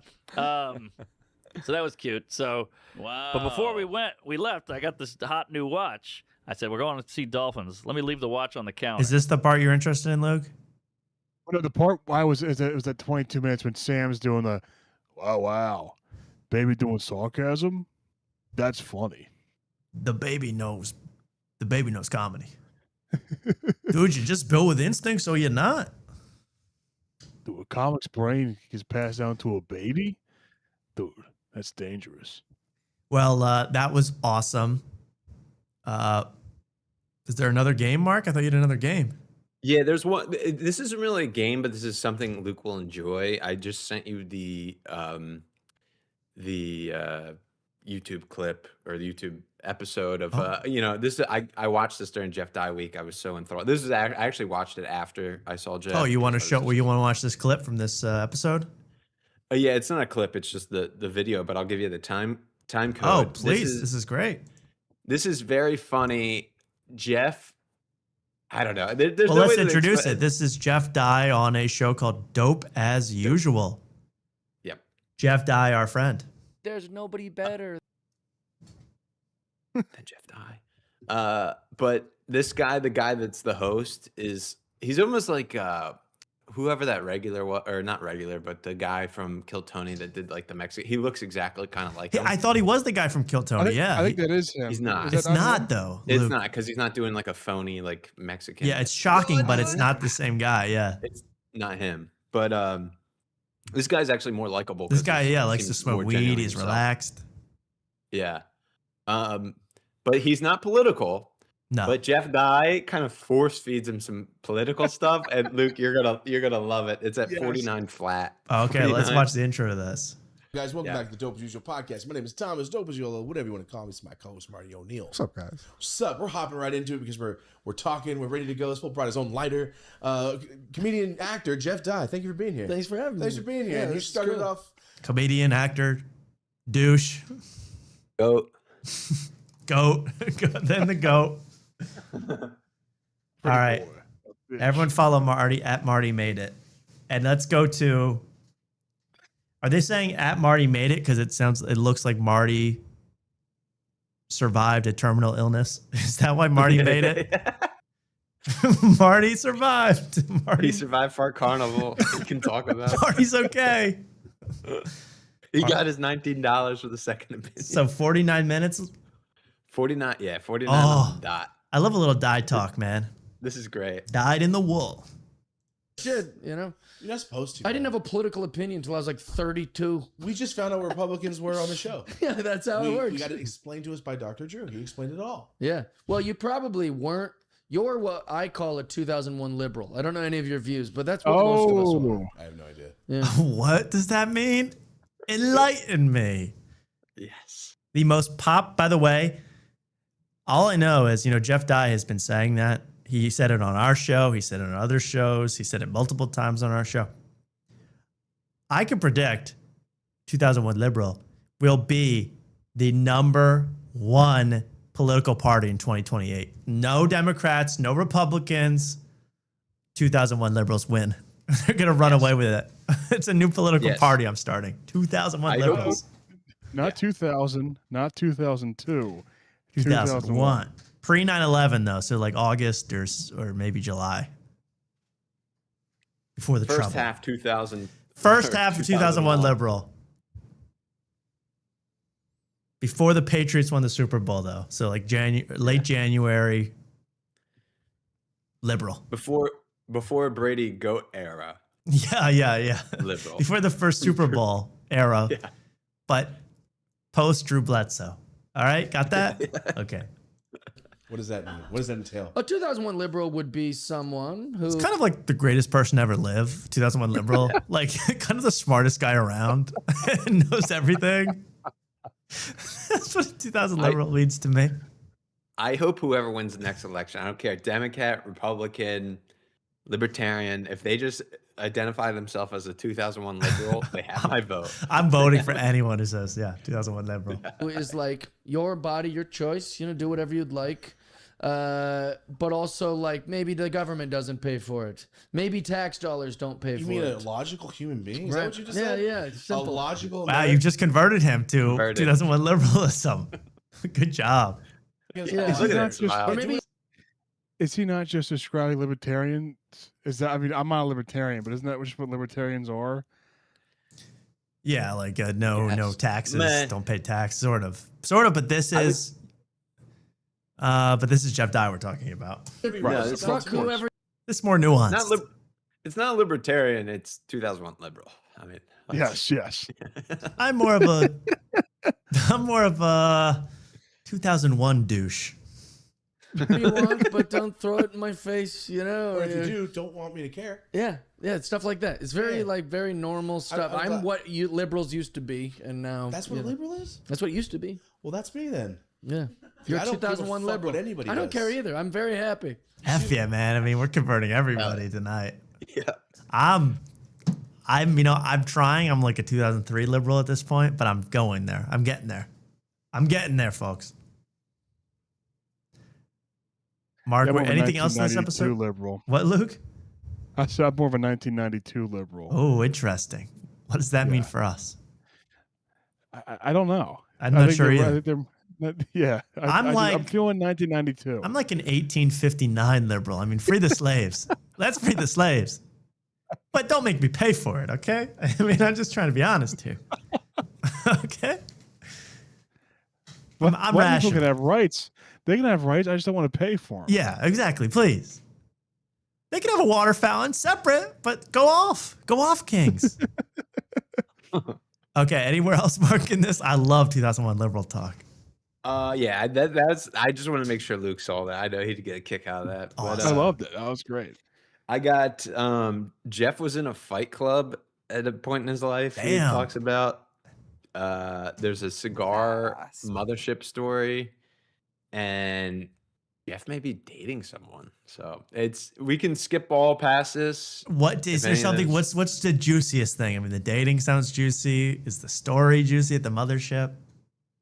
I thought the Fight Club was the best because he had a specific nickname, which was great. Oh, play it. I'm not even gonna make the joke that it starts with the letter D, but give it to me. Do you want the intro to the fight stuff, or do you want to go right to the fight stuff? Give it to me. Or right to the nickname. Right to the nickname. Okay, 1930 is the intro to the 1930 liberal. Yeah, go a little back and we'll hear what that he's was 1930 Whig Party. Yeah. Man, are you fast? No. Oh, that's Not why you're fast. fighting. I'm Well, if it was a real fight, I would try to talk my way out of it or run for sure. But this was like boys I love, dude. These guys rule. I can't imagine going, what's up, do you want to hang out? After. I would pick the fights, man. There was like plenty of stories floating around in Seattle where like I would just walk in, they're all watching football or something, and I would just start punching like one of them in the face, and then they would beat the shit out of it. But like the rules were anytime, any place in the house. And so you could just start a rumble. One time I woke up, he was banging my alarm clock off my head. He was just tapping it like, Diddy. That was what they called me. Like, Diddy.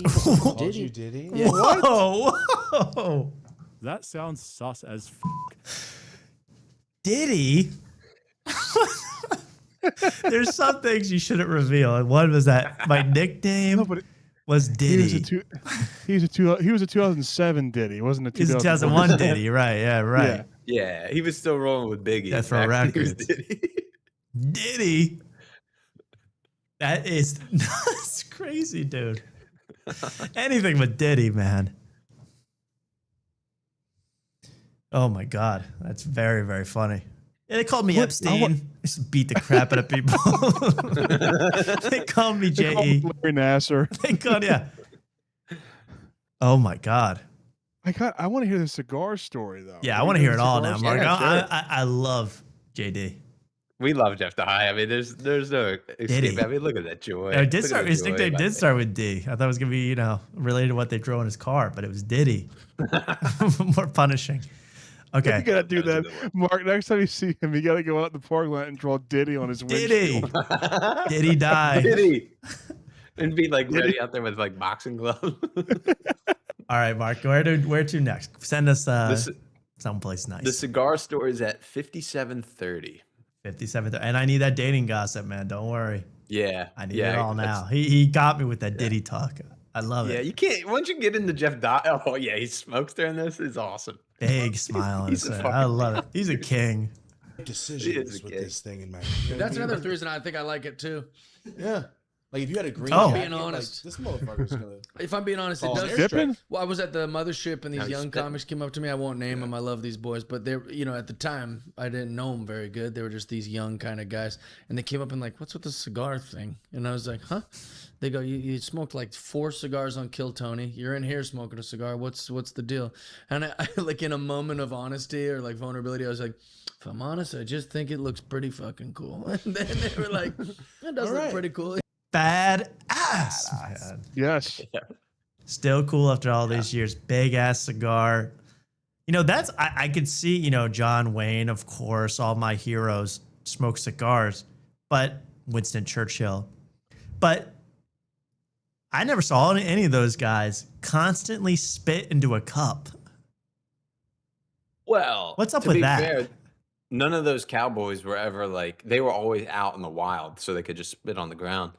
They confined this cowboy to a podcast studio, and it would be rude to spit on the floor. Imagine Jeff Dye at Ben Gleib's house, just spitting in the pool on that float, spitting cigar ash. And then swimming through that pool, you wouldn't believe it. But here's what I don't get. Like, I've been around people smoking cigars. I mean, yeah, once in a while you have to, but like, people, what do they do at like cigar, stores? What do they do at the humidor? Like Michael Knowles, that one thing we watched, he never spit. What's with the spit? Yeah. I don't even think you need. It might be like a stronger cigar, or it might have lit it weird, where it's like giving off too much like But he does it every time. It's not a one-time thing. It's every time with the cigar. He's spitting. He's spitting. He's spitting. When I smoke cigars, I never had to spit either. I don't know why he's doing that. He's a cowboy, man. He needs a spittoon. He gives a vigorous spit too. You can. You can hear it swishing around the mouth, and it flies out. Bam, boom, bam. Kind of like a punch from the Fight Club. Jeff Dye from Diddy. Diddy spitting on you. Okay, give us the dating stuff, man, please. Diddy had oil. Jeff Dye has spit. Yeah, that's disgusting. Where to next? Okay, sorry. 10220. 102, and this is dating. Okay. Yeah, I kind of forget. Does Jeff Dye have a partner? My love, so to speak. Not like so broke that I'm like, we've got to stay and get our money's worth. You can just leave. What's the last movie you walked out of? Oh, this is funny. I went and saw fucking Backrooms. You know that movie? I haven't watched it. Was it trash? No, it was great. I'm enjoying the fuck out of this movie. And then my date's like, this movie sucks. Let's get out of here. And I was like, all right. Because I just, she wanted to. So we left. What kind of dictatorship is this? Yeah. Can you believe that? Wait a second. Not only is Jeff Dye dating, congratulations, he's being whipped. The Last Cowboy, being told where to go and when. Wow. He alludes that it's his domain. Oh, interesting. Okay, but I can't believe Jeff Dye would agree to leave a movie just because some blue-haired monster said so. That's the point he was trying to make. He was like, yeah, like I'm not like we kind of cut into the middle of it, but he was like, yeah, we don't have to like stay, and if it sucks, we can just leave. But all right, let's keep listening. This bullshit. You don't leave in the middle of a movie with someone else. I was very annoyed, but I said, that she wants to leave. That bullshit. I'm like, wait outside for me. This movie's almost over. I just couldn't believe I did that. Fuck that. Even everyone I've told it to is like, why didn't you just tell her no? Like, I don't know. Just she didn't like it. She wanted to We met leave. at a coffee shop once. We got to do an ordeals. I'm trying to make up for it. So now on the road, next time I'm alone. Yeah, but this is what I should have done when I was in Canada, because I was just in Vancouver for 4th of July. Whole different, crazy, right? They don't Mr. celebrate America, shit, right? Yeah, Mr. America went to Canada. Was there any for 4th of fucking July. fireworks? No, Mr. nothing. America. Just a bunch of people wearing Just some Canadian flag capes because they were in the World Cup for 10 minutes. Once again, I don't even know. Keep going. Well, so what I've been meaning to do is next time I'm alone is just going to the theater, seeing when Backrooms is playing, buying a ticket, 1 hour in, walking in, and then just seeing the rest because I already saw the first hour. I kind of A smart move, honestly. Yeah. That is, actually, I got no problem with idea. that. Exactly. Jeff Dye, a genius, but I cannot believe he listens to his date and leaves. Well, she has to be smoking hot. You have to. You think so? Oh yeah, I guarantee it. Yeah. Well, I'd like to see proof. I'll say that. Okay, fine. I'll try to get some. Jeff, get some proof for me. Jeff, I'd like to see that girl because only so many. If you walk out of a Kane Parsons project, you got to be smoking hot. Walk out of Backrooms with Mark Duplass, you got to be nuts. Mark, I cannot believe that Jeff Dye has done it again. I mean, anything else big, or is that? I mean, that was pretty awesome. That was it. Just the Fight Club. Yeah, we hit it all there on that episode. Jeff, man, that 2001 liberal thing. That was literally a quarter century ago. That's ancient history, man. But that's what you are, Tom. Don't shy away from it. I know. I feel like all of us inside. There's a little 2001 liberal in all of us. Yes, for sure. Yeah, if we could all find our inner 2001 liberal, this world would be a better place. Country. We would be, Are you like a February 2001 liberal, a March 2001 liberal? Like what month are you? I'm a Scorpio rising 2001 liberal. Okay. You got to analyze that in the zodiac chart. But yeah, I know. I don't know. I feel like I just want to be a liberal. Period. Please let me in, Jeff. Now, before we even think about leaving, I want to talk about an exciting new venture that After Night is hoping to get on board with. In that, this is one long sentence, isn't it? We're trying to win something big. All right, After Night, I feel like a polarizing figure. I don't get trophies. SHIT Hulu don't come with trophies, man. This Hulu don't come with trophies. ain't no envelopes to open. Ask Far Carnival. Because we don't get a lot of awards. Do we for doing this show? Not yet, Mark, right? Can you name a single award we've won?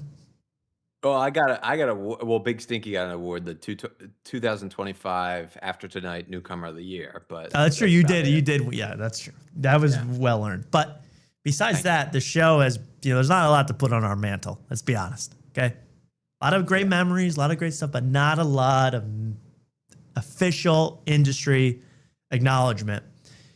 That's about to change. Thanks to a very benevolent person by the name of Ryan Seacrest. Let's watch. I gotta refresh this because Ryan Seacrest in the house. I got something very exciting and very cool that I'm doing for the Ryan Seacrest Foundation. And that's where we put the media centers in pediatric hospitals around the country. There's one here in Orange County, there's one in New York, and all over the country. But you listen to podcasts and say to yourself, I could do that. If you think you could do that, we are looking for a top host. It's a search for a new podcaster. I'm calling the search Top Host. How cool. So it's the Top Host contest. I'm ready. I'm ready to win. Let's go, Tom. Now, I would be happy if any of us won. I'm personally entering this competition. First of all, as I said earlier, I was telling you, Mark, earlier, I was like, I love when he goes, you ever listen to a podcast and you go, I could do that? It's like, is there a single person on earth who hasn't thought that? I mean, is there anything on earth easier than podcasting? You don't even have to get dressed. Most of these people don't even wear clothes. So first of all, podcast tournament, podcast competition. What could I win? Could win $25,000. And you get your own iHeartRadio podcast. That's right. And all the proceeds go to the Ryan Seacrest Foundation. Well, I'd like some of the money. Maybe we can negotiate that one. Yeah. I don't know if I'm going to give that money to that foundation. It's amazing. Register at tophost.org. Tophost.org. $25K and your own podcast. And it's all for the Foundation of Pediatric Hospitals. And then you'll come on. We'll meet you here, too. You'll come on as a guest here. Oh, let's go. Whoa. Bro, I'm winning the 25K. I'm ready. Seacrest on me. That sounds sus as f***. But I want the 25 grand, man. So I'm gonna apply off air to. And what have I been calling myself behind the scenes for all these many years? Top host. I've always called myself top host. Oh, I was telling everybody you're a 2001 liberal host, but okay, I'll change. I'm a top host. I'm a top chef. I'm a top. I do it all. And I'm ready to win top host, Ryan Seacrest style. So maybe there might be some voter thing manipulation we have to do. So I'll let you guys know what you need to win. I don't even currently have a podcast, so this would be my first podcast. So I think I would qualify. I'm an amateur. I've never done a podcast. Yeah. Been invited on one podcast my entire life. That's it. Never done it. Never recorded one. Don't know what they're like, but I think I could do it. And I think I could do it Seacrest style. Are you guys going to vote for me, Luke? I mean... 100%, of course. Thank you. Tommy Toppers, they're calling me now. That's what I was hoping for. Hoping for nicknames like that. Diddy, you're not Diddy, you're Titty. Hey, Titty, take this. They were just beating the shit out of Jeff Dye, calling him Diddy back in the day. Oh, well, if I could have been back there in 2001 doing all that. The Bad Boys of Seattle. That would have been awesome, man. That's the life. That's the life. Well, the only other thing I even have to show is this Dave Chappelle clip. Dave Chappelle getting pissed as hell over the weekend at the venue he was at in England. I guess the Fugees were playing, and they had a hard curfew for the venue. They cut the mics at 11 o'clock at night, and Dave Chappelle, none too happy. I can't lie, it was so ended a bit mad. Well, yes, this is all a reason for Luke to do his voice. Please. And Uncle Dave was not happy. Uncle Dave, what's wrong? Man, you're fucking up history. You turning off the mic on Martin Luther King, nigga. Let us close the show. Close the Who show. can I talk to? Please. It's a moment. So Dave Chappelle pissed, seemingly very drunk, and comparing himself and the Fugees to Martin Luther King. You can't do it. You just can't do it. The Fugees are historical. Now, I Making wish- music for 30 years. Luke, don't can't you close wish? the mics on them. Luke, don't you wish that Dave Chappelle was giving Martin Luther King type speeches? Segregation. He does. I'm not a Watch any of fan. his most recent specials. He does do Martin Luther King type speeches. Jim Crow. I'm not a fan. Jim Crow, not a fan, man. Jim Crow doesn't value black people as equals, even though they are equals. It's ridiculous. You can't do it. And I wore my Colin Kaepernick army fatigues to the show to make sure you know that I care about black people. You can't do it. When it comes to dreams, I'm a fan. I'm a fan of dreams. You got a dream. When you go to sleep at night, what do you see? You see black, and it's beautiful. Close your eyes.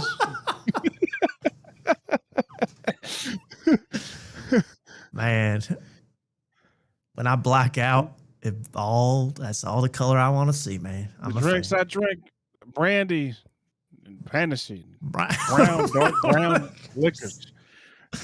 Man, when I get Johnny Walker, I get the black one. The black one. Man, I dream of one day, a future where my brown liquor can be next to your clear liquor. We can all get along, man. Racist white vodka wants to put down the black Hennessy.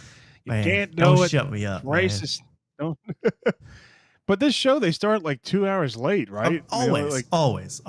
Yeah. And then they're mad that the venue's like, if we don't shut down now, the government's going to fine us like $30,000. Yes, and people are working overnight. Yeah, they're going to have to pay overtime rates, like all that. Yeah. But you're shutting down Martin Luther King, man. Yeah. Martin Luther King was in the middle of a 35-minute story about how it was okay that he performed for the royals in Saudi Arabia. Let Martin Luther King cook, man. I have a dream that princes in Saudi Arabia can laugh at Andrew Schultz jokes and James Chappelle trans jokes. It's like what? Black or white. They're all going to laugh Black at or us. white. Make the Arab princes laugh. That's more important. Let's watch it a little more, Mark.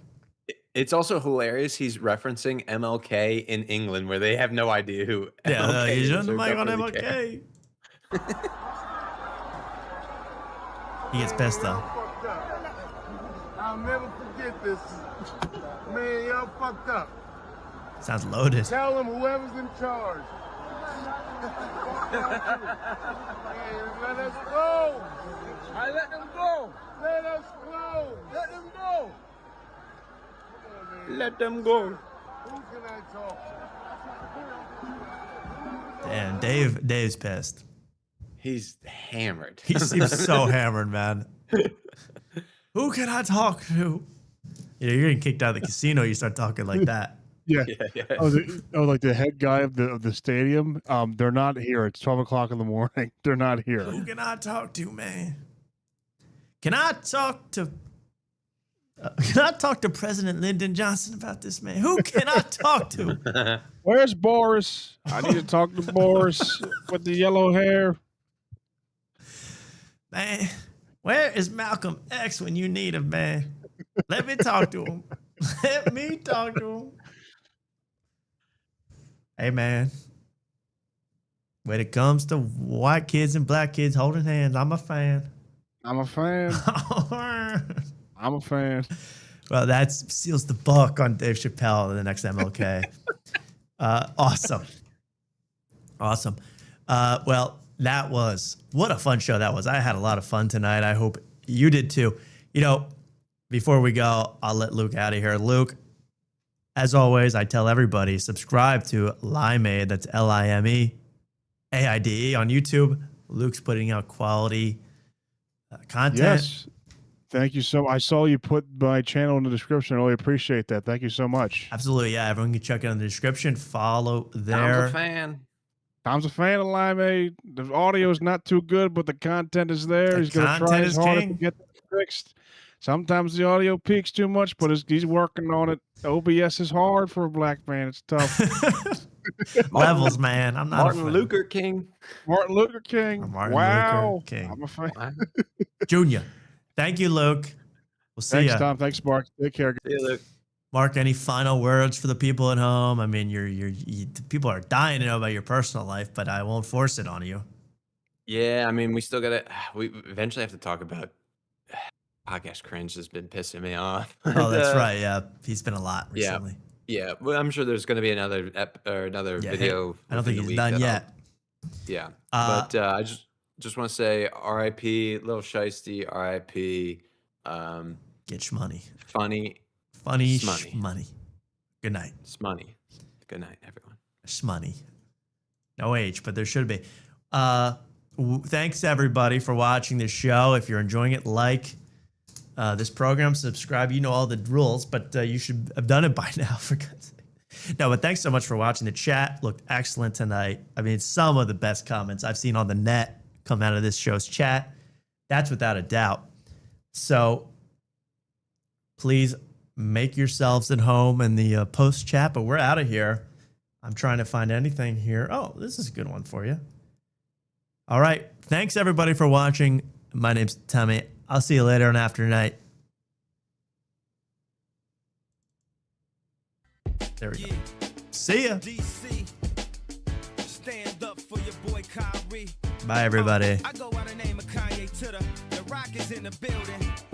And as far as I'm concerned, we about to bring that real soul back to the game. John Legend on the backgrounds, by the way. Let's go. From what I hear, Kanye is killing the game very bad. My girl rocking the Lil Lamb that Mary had. Little bit of ghost style. Mix of Moses style. I'm versatile. I'm the poster child. Getting cheese, so I'm supposed to smile. Get it? We making hits like Sosa now. Hit it. And I hate when girls acting bougie as hell. And I already seen them naked like Blue Cane Trail. If I talk to people like they stupid as hell, do that mean God gonna make my kids be stupid as well? Well, our Father, please forgive me. I am a sinner / winner / soul inventor. It's so soulful, man. It's so soulful, man. So soulful, man. And when you hear it, swear it feel like soul food, man. It's so soulful, man. It's so soulful, man. It's so soulful, man. And when you hear it, swear it feel like soul food, man. Look, my mommy don't be playing, cause she know I got my game intact. I spit them lines that make a rapper have a brain attack. And chickens know that I'ma do it how I wanna do it. And miscommunication, no, we never run into it. I got chicks like Simone and Kyla. Stay with lip gloss and 50 bags beside her. And your girl said, you ain't ready for me. I'm in love, so mommy got me singing Tina Marie. Everybody in the pool. It's time for the post party. Studying like a scholar, so I don't even bother. I be popping my collar. I can get into your Close soul when I call you optional. tomorrow. Come on. It's so soulful, man. It's so soulful, man. So soulful, man. And when you hear it, swear it feel like soul food, man. It's so soulful, man. It's so soulful, man. It's so soulful, man. And when you hear it, swear it feel like soul food, man. I know you got a lot of stress today. This is the party like we just got paid. Now if you really wanna get away, then say yeah. Saying have Jesse Lee Peterson on the show. Could be interesting. I mean, he's talked to Adam Freeland. He'll talk to anybody.